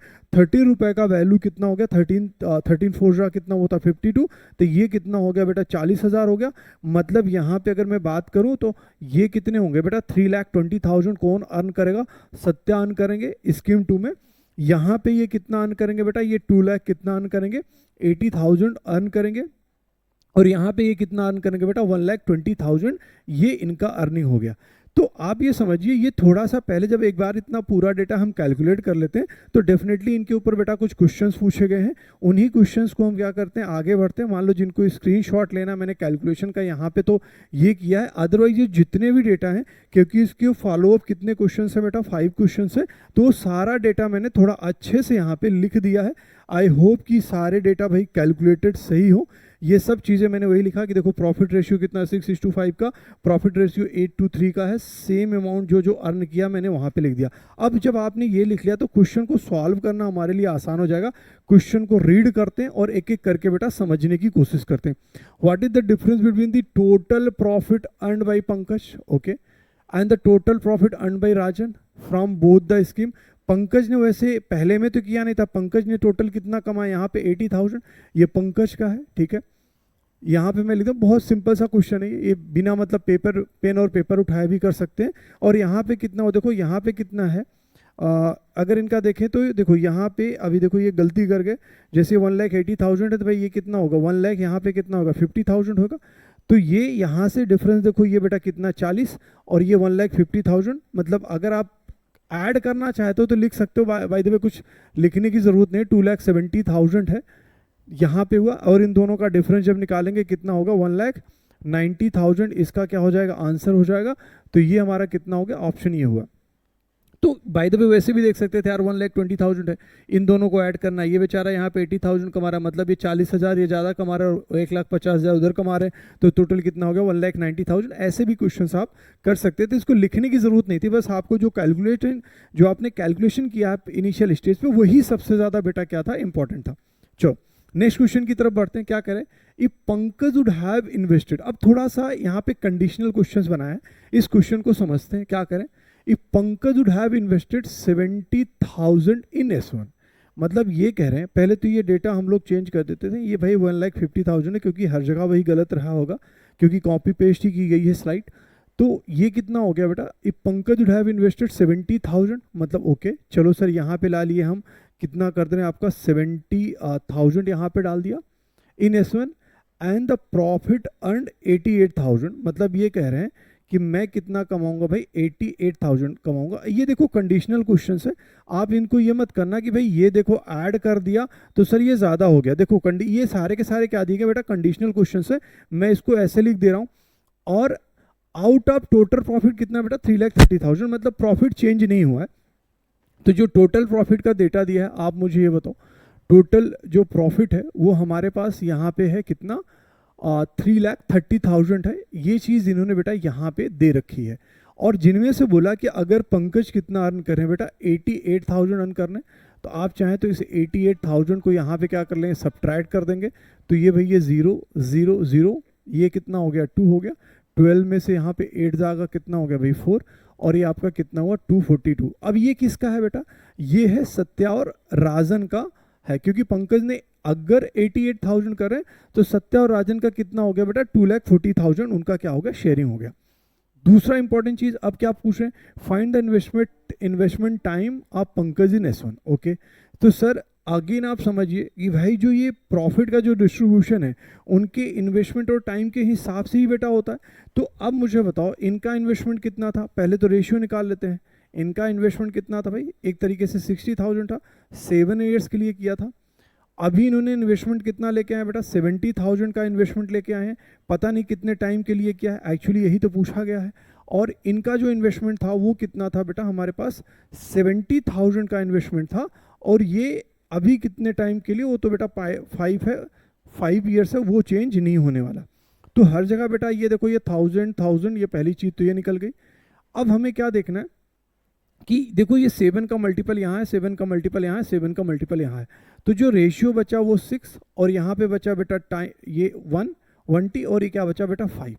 अब मुझे बताओ मुझे क्या क्या पता है, ये हमारा प्रॉफिट का रेशियो है, ये प्रॉफिट का एक तरह से रेशियो किसका है बेटा, हमारा पंकज का है, ये किसका है, ये सत्या का है, और क्या है राजन का। आपको पता है कि सत्या और राजन मिलके कितना कमा रहे हैं बेटा 11 कमा रहे हैं, और पंकज कितना कमा रहा है बेटा T कमा रहा है। और यहाँ पे आप मुझे बताओ सत्या और राजन का टोटल कितना दे रखा है बेटा 2,40,000, ये आपका क्या हो गया 1000 हो गया 2,40,000। और इनका टाइम कितना, इन्होंने कितना कमा के रखा है बेटा 88,000, ये चीज़ें यहाँ पे मेंशन है। तो ये चीज़ मैंने यहाँ से हटा दी। अब आप मुझे ये बताओ, देखो ये 11 2 22 बचता कितना, अगेन बेटा 20, और ये कितना हो गया 4। तो भाई हमारा जो टाइम आ गया वो कितना आ गया बेटा 4 ईयर्स के लिए आ गया। मतलब ये जो टाइम है यहाँ पे, हमारा जो आंसर कितना हो गया बेटा, ये 4 ईयर्स का। ये क्वेश्चन हमें यहाँ पे चीज़ें यहाँ पे मिल गई। जैसे नेक्स्ट क्वेश्चन की तरफ अगर हम लोग बढ़ते हैं, नेक्स्ट क्वेश्चन को अगेन समझते हैं। ये डेटा अगेन हमें क्या करना है बेटा, सही करना है। 1,50,000 है, क्योंकि वो वही कॉपी पेस्ट था, बार बार वही बोल रहा हूँ। Amount earned by Pankaj in S2, okay, Pankaj in S2 is what percent of the amount earned by Satya in both the scheme. देखो बड़ा सिंपल सा क्वेश्चन है भाई, पंकज बेचारा कितना अर्न कर रहा है, सिर्फ 80,000 बेटा अर्न कर रहा है। किस में भाई, S2 में। एंड द टोटल अमाउंट क्या है, इसको आप ऐड कर सकते हैं ना, 32 एंड 18 मतलब 3,20,000 एंड 1,80,000 मतलब कितना हो गया भाई 5 लाख हो गया। आपके पास कितना हो गया 5 लाख। और व्हाट परसेंट पूछा, देखो कितना यहाँ पे क्वेश्चन आसान है। पहले थे 40 से 40 हटा दो, ये भाई 50 से कितना हो गया 2 हो गया। आंसर आपका कितना आ गया भाई, यहाँ पे 16% हो गया। तो इस क्वेश्चन का आंसर क्या आ गया भाई 16%। दैट्स वेरी सिंपल, बहुत ज़्यादा डिफिकल्ट यहाँ पे ये क्वेश्चन नहीं थे। सिर्फ क्या थे बेटा, शुरुआत में क्या होता है कि जब हमें कोई भी ऐसे केस बेस हमें केस्टेड DI मिलता है तो हमें उसको पूरा डिटेल में पढ़ना पड़ता है, समझना पड़ता है। एक एक क्वेश्चन को, एक एक लाइन को रीड करके उसके सारी इन्फॉर्मेशन निकाल लेते हैं। फिर हमारे पास क्वेश्चंस यहाँ पे क्या हो जाता है बेटा, सॉल्व करना आसान हो जाता है। ठीक है, चलो यहाँ पे अभी हम लोग यहाँ पे डिस्कस करते हैं क्या करें। अच्छा, क्वेश्चन में फिर से थोड़ा बहुत चेंज किया है। If Rajan deposits the amount earned by him S1 for 3 years. Okay, Rajan कौन है भाई, राजन इन्होंने बोला कि देखो 1 लाख जो 50,000 बेटा जो अमाउंट इन्होंने अर्न किया है उसको 5% रेट ऑफ सिंपल इंटरेस्ट से एक बैंक में क्या कर रहे हैं भाई, डिपॉजिट कर दे रहे हैं। अब मुझे बताओ, अगर बेटा किसी ने 1,50,000 रुपीज़ अगर उन्होंने इन्वेस्टमेंट किया है कितने साल के लिए बेटा, 3 साल के लिए, 5 ईयर्स के हिसाब से, तो एक तरीके से आप यही तो निकालते हैं बेटा, ये आपका यहाँ से कैंसिल हो जाएगा। 15 और 15 का मल्टीपल कितना हुआ 225, मतलब आपके पास कितने हो गए भाई 22,500 रुपीज़ बेटा वो क्या करेंगे, अर्न करेंगे। क्या ये बात सबको समझ में आई। और ये किस हिसाब से बेटा, हमारे सिंपल इंटरेस्ट के हिसाब से यहाँ पे इन्होंने क्वेश्चन पूछा है। उसके बाद क्या बोला, Pankaj deposited the amount earned by him S1 at 10%। Rate of, सबसे प्यारी सी चीज़ क्या दी है बेटा, कंपाउंड इंटरेस्ट फॉर 3 ईयर्स। मतलब इन्होंने भी 3 साल के लिए क्या किया बेटा, इन्वेस्ट किया है। रेट चेंज हुआ है कितना 10%, और कितना बेटा 3 ईयर्स के लिए किया है। तो आप मुझे बताओ कि भाई जहाँ पे भी अभी इन्होंने कितना अर्न किया था बेटा, 80,000 अर्न किया था। अब 80,000 का जब मैं 10% निकालूंगा तो आप मुझे बताओ, जब फर्स्ट ईयर में हमारा जो अमाउंट होएगा, कोई बंदा अगर 10% के हिसाब से करेंगे तो वो कितना अर्न करेगा बेटा, 8,000 अर्न करेगा।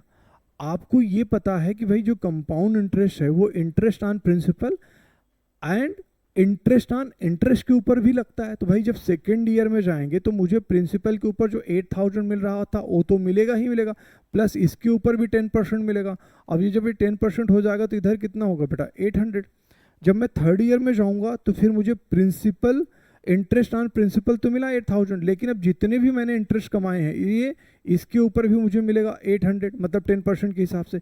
इसके ऊपर भी मुझे मिलेगा, क्या मिलेगा बेटा 800 के हिसाब से, और इसके ऊपर भी मुझे 10% के हिसाब से कितना मिलेगा बेटा 80 मिलेगा। क्या ये बात सबको समझ में आई। अब मुझे ये बताओ टोटल यहाँ पे कितना हो गया, ये तो बेटा हो गया इनका 24,000, यही हो गया अर्न किया इन्होंने, और ये कितना 2480, मतलब 2480 ये हो गया। इन्होंने टोटल अर्न कितना किया 26,480। ये कितना इनका ये कितना इनका था, ये था बेटा जो पंकज किसने किया, सॉरी मैं सारा डेटा ही भूल जा रहा हूँ भाई, क्या हो गया, पंकज ने बेटा जो यहाँ पे किया था 26,480, इन्होंने क्या किया था कंपाउंड इंटरेस्ट के हिसाब से किया था। और इन दोनों का बेटा क्या पूछा गया, डिफरेंस, कि भाई कौन ज़्यादा अर्न कर रहा है। डेफिनेटली कौन अर्न कर रहा है भाई पंकज, लेकिन कितना ज़्यादा अर्न कर रहे हैं। जब आप इसका डिफरेंस निकालेंगे 26,480 का जब आप डिफरेंस निकाल रहे हैं किससे बेटा 22,500 जो है, तो यहाँ पे ये 0 हुआ, 8 हुआ, 14 में से 5 गए कितने हुए 9, आपके पास क्या बचा बेटा 5 में से 2 गया कितना हुआ 3। तो एक्चुअली 3,980 रुपीज़ पंकज ज़्यादा अर्न करें, जिससे ये आपका ऑप्शन यहाँ पे क्या बन जा रहा है भाई, नन ऑफ दीज बन जा रहा है। क्या ये बात जो मैं समझा रहा हूँ थोड़े डिटेल्स में, वो चीज़ मुझे लग रहा है आपको भाई समझ में आना चाहिए। एक काम करते हैं, नेक्स्ट क्वेश्चन की तरफ बढ़ते हैं और देखते हैं नेक्स्ट क्वेश्चन क्या कह रहा है। नेक्स्ट क्वेश्चन किसकी तरफ कह रहा है, if the amount earn by Rajan in S2 and the amount earn by Satya in S2 is halved, मतलब आधा हो जाए। राजन कितना अर्न कर रहे थे बेटा S2 में, राजन अर्न कर रहे थे 32,000, उसका हाफ कर लेंगे। राजन का तो कितना हो जाएगा, नहीं राजन का नहीं है बेटा, इन्होंने बोला इफ राजन कितना अर्न कर रहे थे, सॉरी 1,20,000 अर्न कर रहे थे, तो राजन का कितना हो जाएगा भाई 60,000 हो जाएगा। और सत्या कितना अर्न कर रहे थे, सत्या अर्न कर रहे थे 3,20,000, तो इनका कितना हो जाएगा बेटा, इनका हो जाएगा 1,60,000। आई एम श्योर ये बात भाई सबको क्या हो गई, क्लियर हुई होगी, ठीक है। फिर उसके बाद क्या बोला, then what would be the ratio of the total amount earned by Satya and Rajan in S1 and S2 respectively। भाई total amount earn by ratio पूछ रहे सत्या ने यहाँ पे पहले कितना किया था, 1,80,000 किया था, तो 1,80,000 अगर मैं इनको अर्न कर देता हूँ, जो कि इतना आसान सा सेट बन चुका है, तो ये कितना हो जाएगा भाई, ये हो जाएगा इनका 3,40,000, ये इन्होंने किया है। और फिर मुझे पूछा है कि राजन का क्या है, राजन कितना कर रहे थे भाई, राजन कर रहे थे 1 लाख यहाँ पे 50,000, तो 1,50,000 जब आप अर्न करेंगे तो कितना हो गया भाई, ये 2,10,000 हो गया। क्या ये बात सबको क्लियर है। अब मुझसे रेशियो किसका पूछे हैं, दिन दी रेशियो दी, अच्छा सत्या और राजन का रेशियो पूछा है, तो मैं अगर यहाँ से बेटा इस चीज़ को हटा देता हूँ, ये 4 0, तो एक्चुअली सत्या और राजन का पूछा है, तो मतलब सत्या वर्सेस राजन कितना हुआ भाई 34, रेशियो कितना हुआ भाई 21, और यही मेरे इस क्वेश्चन का क्या हो जाएगा, आंसर हो जाएगा। चलो थर्ड सेट डेटा इंटरप्रिटेशन का, जो किसके ऊपर बेस्ड है बेटा, बार ग्राफ के ऊपर। अभी तक अगर आप यहाँ तक वीडियो देख रहे हैं, इसका मतलब आप बहुत ही यार बेटा डेडिकेटेड हैं इस सारे के सारे कॉन्सेप्ट को सीखने के लिए, क्योंकि ये बहुत लॉन्ग वीडियो होगा, क्योंकि मैं डेटा इंटरप्रिटेशन के सेट को सॉल्व कराने के लिए खुद 15 से 20 मिनट्स ले रहा हूँ, जिससे हर छोटी छोटी चीज़ें समझा सकूँ। आपको बस ये समझ में आना चाहिए यार, देखो डेटा इंटरप्रिटेशन अगर 3 सेट आया तो यार तीनों करने जाओगे तो 20 मिनट में पॉसिबल नहीं है। तो आपका डेफिनेटली आपका टारगेट क्या होना चाहिए, आपका टारगेट बहुत सिंपल सा होना चाहिए कि यार मैं रॉन्ग नंबर सीरीज कर लूँ, क्वाड्रेटिक इक्वेशन कर लूँ, जो अरिथमेटिक बेस्ड क्वेश्चन हैं उनको कर लूँ, अगर मुझे टाइम मिल रहा है तो मैं एक आध सेट डेटा का कर लूँ, अगर वो इजी है उनमें 2-3 क्वेश्चन हो गया, बस बहुत है। इससे ज़्यादा अपने को बहुत सोचने की ज़रूरत नहीं है। अगेन ये थोड़ा सा लेंदी सेट है। सबसे पहली चीज़ तो इस क्वेश्चन को पढ़ते हैं, क्या दिया है इन्होंने बोला, study the given bar graph and answer the following questions. इन्होंने बोला देखो ये कंपनी है, funds raised bye XYZ company in 2007 from the different investors. कुछ डिफरेंट इन्वेस्टर हैं 2007 में, कंपनी XYZ ने इनसे क्या किए, फंड्स रेज किए हैं। टोटल फंड्स रेज इन 2007, एक खतरनाक नंबर दे दिया है जिसको देख के इंसान पहले क्या होगा, डर जाएगा, लेकिन तब भी मैं इसका बेस्ट तरीका बताऊंगा कि हम क्या कर सकते हैं। The funds raise by XYZ in 2008 are 60% more than बेटा कितना है फंड्स इट रेज इन 2007, मतलब जो 2007 के कंपेयर में बेटा 60% फंड्स ज़्यादा रेज किया है। सबसे पहले ये गंदा सा नंबर, ये सारी चीज़ें इनको देख के आपको डरना नहीं है, बस इनके बारे में थोड़ा सोचना है। सबसे पहले क्वेश्चन को करते हैं। If out of the total funds raised bye XYZ company in 2008, company R had 18% share, then what was the percentage increase in the amount invested by the company R in XYZ from 2007 to 2008? शायद एक बार में नहीं समझ में आया तो फिर से करते हैं। If the out of the total funds raised bye XYZ in 2008, company R had 18% share, मतलब एक कंपनी जो R है, जो भी अमाउंट बेटा 2008 में कंपनी XYZ ने बेटा इन्वेस्ट मतलब रेज किया है, उसमें R का कितना बोला गया है बेटा 18% है, ठीक है 18% share. Then what was the percentage increase in the amount invested by company R in XYZ। तो कंपनी R, आपके माइंड में क्या चलना चाहिए कि देखो भाई 18% है और कंपनी R का पहले 2007 में कितना परसेंट था। 2007 में कंपनी R का कितना था बेटा 11% हमारा शेयर था। अब कितने में था बेटा, वो ये जो इतना बड़ा सा नंबर है इसमें था, और 2008 में क्या हुआ, इसका 60% ज़्यादा है, मतलब 160%, और वहाँ पे कंपनी आर का जो शेयर है वो कितना है बेटा, 18% है। तो जब आप बेटा इतना बड़ा नंबर कभी भी देखो कहीं पे भी, तो उसको सिंपल बनाने की कोशिश करो, उसको छोटा नंबर मान लो, चाहे एक्स मान लो, लेकिन मैं बहुत प्यार से क्या मानूंगा कि मैं मानूंगा देखो 2007 में एक कंपनी थी, और वो कंपनी XYZ ने टोटल कितना किया था, 100 रुपीज़ फंड रेज किया था। 2008 में जो ये बोला गया कि भाई 2008 में जो बढ़ के उन्होंने रेज किया है वो 60% ज़्यादा रेज किया है, तो भाई ये 60% उन्होंने क्या लिख दिया। अब मुझे बताओ, कंपनी आर का जब वो 11% है, तो आर का 11% का मतलब कितना हुआ बेटा, वो 11 रुपीज़ ही हुआ। कितना क्वेश्चन आसान हो गया, मुझे ये कैलकुलेशन से मैं क्या हो गया, बच गया। अब ये बोला गया देखो, कंपनी आर का 18% शेयर है किसमें बेटा, 2008 में, तो क्या आप मुझे इसका 18% नहीं निकाल सकते क्या 160 का? बहुत आसान है, एक काम कर लेते हैं, इसको ये कर देते हैं, 18 कितना हो गया बेटा 180, और 18 सिक्स कितना होता है भाई, ये आपको आना चाहिए 108, 18 से, तो आंसर यहाँ पे कितना हो गया 288, बट 10 से डिवाइड करोगे तो 28 पॉइंट आपका भाई यहाँ पे, सॉरी किसी मान लो किसी बच्चे को नहीं समझा कि सर ये क्या कर दिया आपने, मैंने बोला कि देखो ध्यान से, तो ये हमारे पास कितना आ गया बेटा, ये आ गया, क्या कर रहे हैं भाई, अभी आज मार्कर भी काम नहीं करेगा, ठीक है 108, तो ये कितना हो गया बेटा भाई 18 10 जा 180, 18 6 जा कितना 108, मतलब 288 यहाँ पे हमारी वैल्यू हो गई। लेकिन जब मैं इसको 10 से डिवाइड करूंगा तो इसका रियल आंसर कितना हुआ 28.8 हो गया।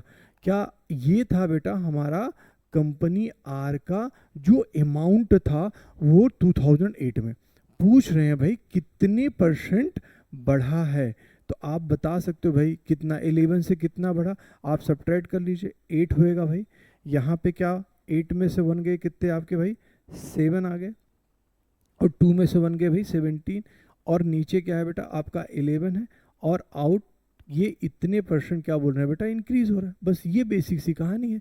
तो हमें क्या देखना है, हमें बस इतना ही देखना है कि इतना इंक्रीज हुआ। इसको हम सॉल्व कर सकते हैं, इसको ऐसे भी सॉल्व कर सकते हैं कि चाहे तो आप ऐसे लिख सकते हैं, देखो बेटा 1780 डिवाइडेड बाई कितना हो गया 11, फटाफट इसको कैलकुलेशन कर लेते हैं, 11 1 जा कितना हुआ 11, और ये क्या बचा बेटा 6, तो 11 6 जा कितना हुआ 66 हुआ। अब देखते हैं कौन सा ऑप्शन ऐसे जा रहा है, 66 यहाँ पे कितना बचेगा बेटा 2, और 11 1 जा तो 161 समथिंग कहीं पे है ऑप्शन में, बस एक ही ऑप्शन में बेटा डेसिमल में वैल्यू जाएगी, हमारा आंसर क्या हो गया, क्लियर हो गया। देखो क्वेश्चन ये कह रहा है, if another investors company V invested in XYZ with an amount equal to the amount invested by company U in the year बेटा 2007। देखो 2007 के बारे में बात कर रहे हैं, तो मैंने पहले ही बात किया है कि जैसे 2007 का मैं डेटा जो यहाँ पे दिया है, मैं ये वैल्यू ना मान के मैं कितना मान ले रहा हूँ बेटा 100, तो कंपनी यू का वहाँ पे जो शेयर था वो कितना था बेटा 18% था, तो मतलब कंपनी यू ने कितना इन्वेस्ट किया बेटा 18 इन्वेस्ट किया है, and the same thing V ने भी इन्वेस्ट किया है बेटा 18, ठीक, वी ने भी इन्वेस्ट किया कितना 18, क्योंकि ये डेटा बोल रहा है। उसके बाद कहते हैं then what would be the percentage closest integral जो होगा amount raise from the company V out of the total amount raise by XYZ in 2008 के बारे में ये कह रहे हैं कि जो कंपनी वी है वो 2008 का जितना अमाउंट इन्वेस्ट किया उसका कितना % है। और एक चीज़ इन्होंने और भी आगे बोला है कि भाई जो फंड्स, जो टोटल फंड्स रेज है वो बेटा सेम है। इट मीन्स बड़ा सिंपल सा क्वेश्चन बन चुका है, 18 किसका बेटा 160 का कितना % है। बस ये क्वेश्चन के बारे में लोग बात कर रहे थे। इस चीज़ को हम यहाँ से ऐसे कैंसिल कर सकते हैं अगर आपको चाहिए तो। भाई ये कितना हो गया 2 9 जा 18 हो गया, 2 8 जा हो गया, और सिंपल से करना है तो भाई ये कितना हो गया 5 हो गया, ये कितना हो गया 4, 9 5 जा कितना होता है बेटा 45 divided by 4, around 11 point something कुछ आएगा। आंसर एक ही में है, उस ऑप्शन को मार्क करके हम क्या करेंगे आगे निकल जाएंगे। ये पूरा सेट इस वजह से आसान होता जा रहा है क्योंकि मैं इस वैल्यू के ऊपर ना कैलकुलेट करके हम किसके ऊपर काम कर रहे हैं बेटा 100 के ऊपर काम कर रहे हैं। चलो नेक्स्ट सेट की तरफ बढ़ते हैं। नेक्स्ट सेट को अगेन अच्छे से रीड करते हैं क्या कह रहा है। If the amount invested by company S in the year 2008 increased by 15% from the 2007. Data वही, तो मैं सीधे सीधे पहले किसकी बात कर रहा हूँ बेटा, एस की बात कर रहा हूँ। 2007 में एस का जो था वो कितना था बेटा, यहाँ पे 15% था। आप इस चीज़ को समझिए, तो मैंने 15 लिया। कितने परसेंट बढ़ गया बेटा, 15% बढ़ा।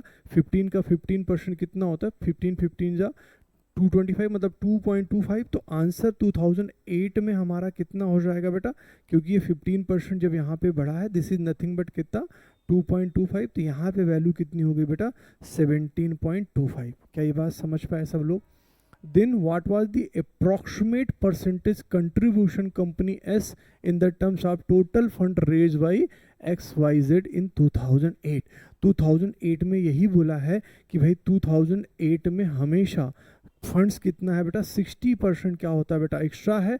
तो अगर यहाँ पे 100 जो मैं मान के चल रहा हूँ, तो यहाँ पे कितना हो जा रहा है बेटा, 160 हो जा रहा है।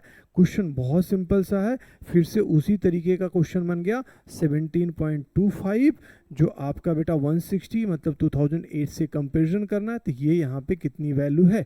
आप चाहें तो इसको थोड़े बहुत सिंप्लीफाई कर लीजिए, जैसे 1725 डिवाइडेड बाई यहाँ पे कितना हो गया बेटा, 160 हो गया। आप इसको सिंप्लीफाई करना चाहते हैं या अप्रॉक्सीमेशन की तरफ जाना चाहते हैं, आप उसको देख सकते हैं। अगर आपका मन है जैसे सिंप्लीफाई करने का, देखो आप 5 से कर सकते हैं, मैं सीधे सीधे बोलूँगा क्यों करना है, चलो ठीक है सीधे सीधे यार डिवाइड कर लेते हैं, हमारा टेबल इतना अच्छा होना चाहिए। एक बार गया, कितना हो गया बेटा 160, यहाँ पे वैल्यू कितनी हो गई 2, 7 में से 6 गया, आपके कितने आएंगे बेटा, 7 में से 6 जाएगा, आपका कितना आएगा 1 आएगा। और यहाँ पे कितना हुआ 1, तो ये जाएगा नहीं, मतलब 10 पॉइंट समथिंग कुछ मेरा आंसर होगा। और 10 पॉइंट मेरे पास एक ही ऑप्शन में मैं मार्क करके चला जाऊँगा, पूरे मुझे कैलकुलेशन करने की यहाँ पे ज़रूरत नहीं रहेगी।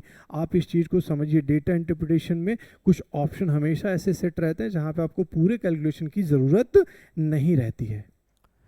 नेक्स्ट क्वेश्चन की तरफ बढ़ते हैं। नेक्स्ट क्वेश्चन आपका क्या कह रहा है बेटा, नेक्स्ट क्वेश्चन कह रहा है what percentage more amount was invested by company in 2007 then amount invested by company in 2007, मतलब सेम की बात कर रहा है, कोई दिक्कत ही नहीं है। किसका भाई, कंपनी क्यू और कंपनी टी का कंपैरिजन है। लेकिन क्वेश्चन को रीड करते हैं अच्छे से।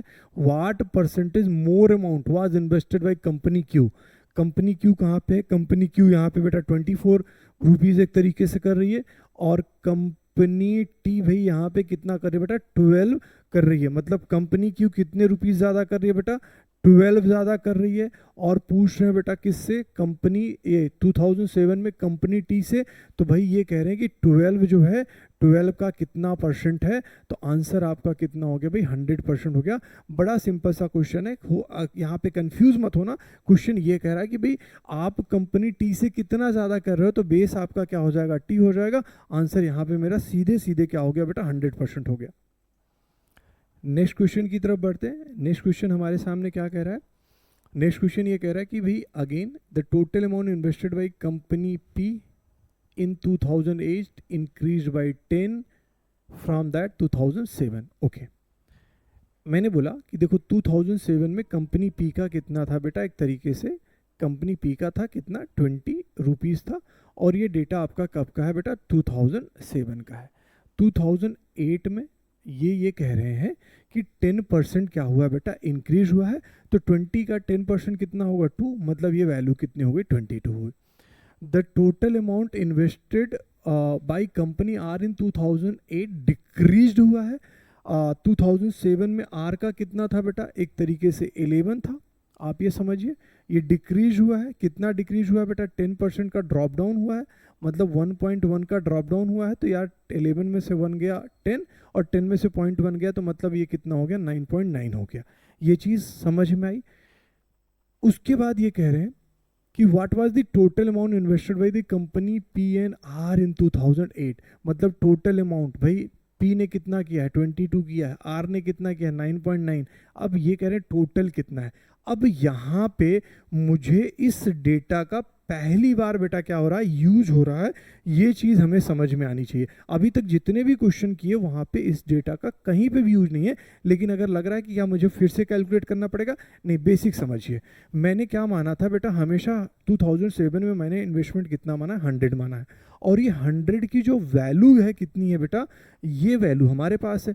तो क्या मुझे आप बताओ, ये 144 है और यहाँ पे आपको कितने जीरोस दिख रहे हैं बेटा, यहाँ पे 3 और यहाँ पे 3, मतलब कितने दिख रहे हैं बेटा, 10 की पावर 6 दिख रहे हैं।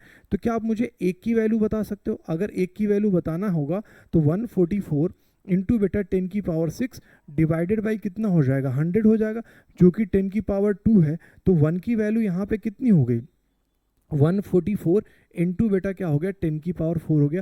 क्या ये बात सबको समझ में आएगी? समझ में? अगर मुझे एक की वैल्यू पता चल गई तो मुझे बोल रहे हैं कि यार टोटल अमाउंट कितना इन लोगों ने इन्वेस्ट किया है। तो अगर मैं इसको ऐड कर लूँ तो ये वैल्यू कितनी हुई, 39.9। एक की वैल्यू ये दिया है, तो क्या 39 पॉइंट की वैल्यू हमें पूछा जाएगा, तो 31.9 इंटू 144 इंटू 10 की पावर 4 यहाँ पे हो जाएगी।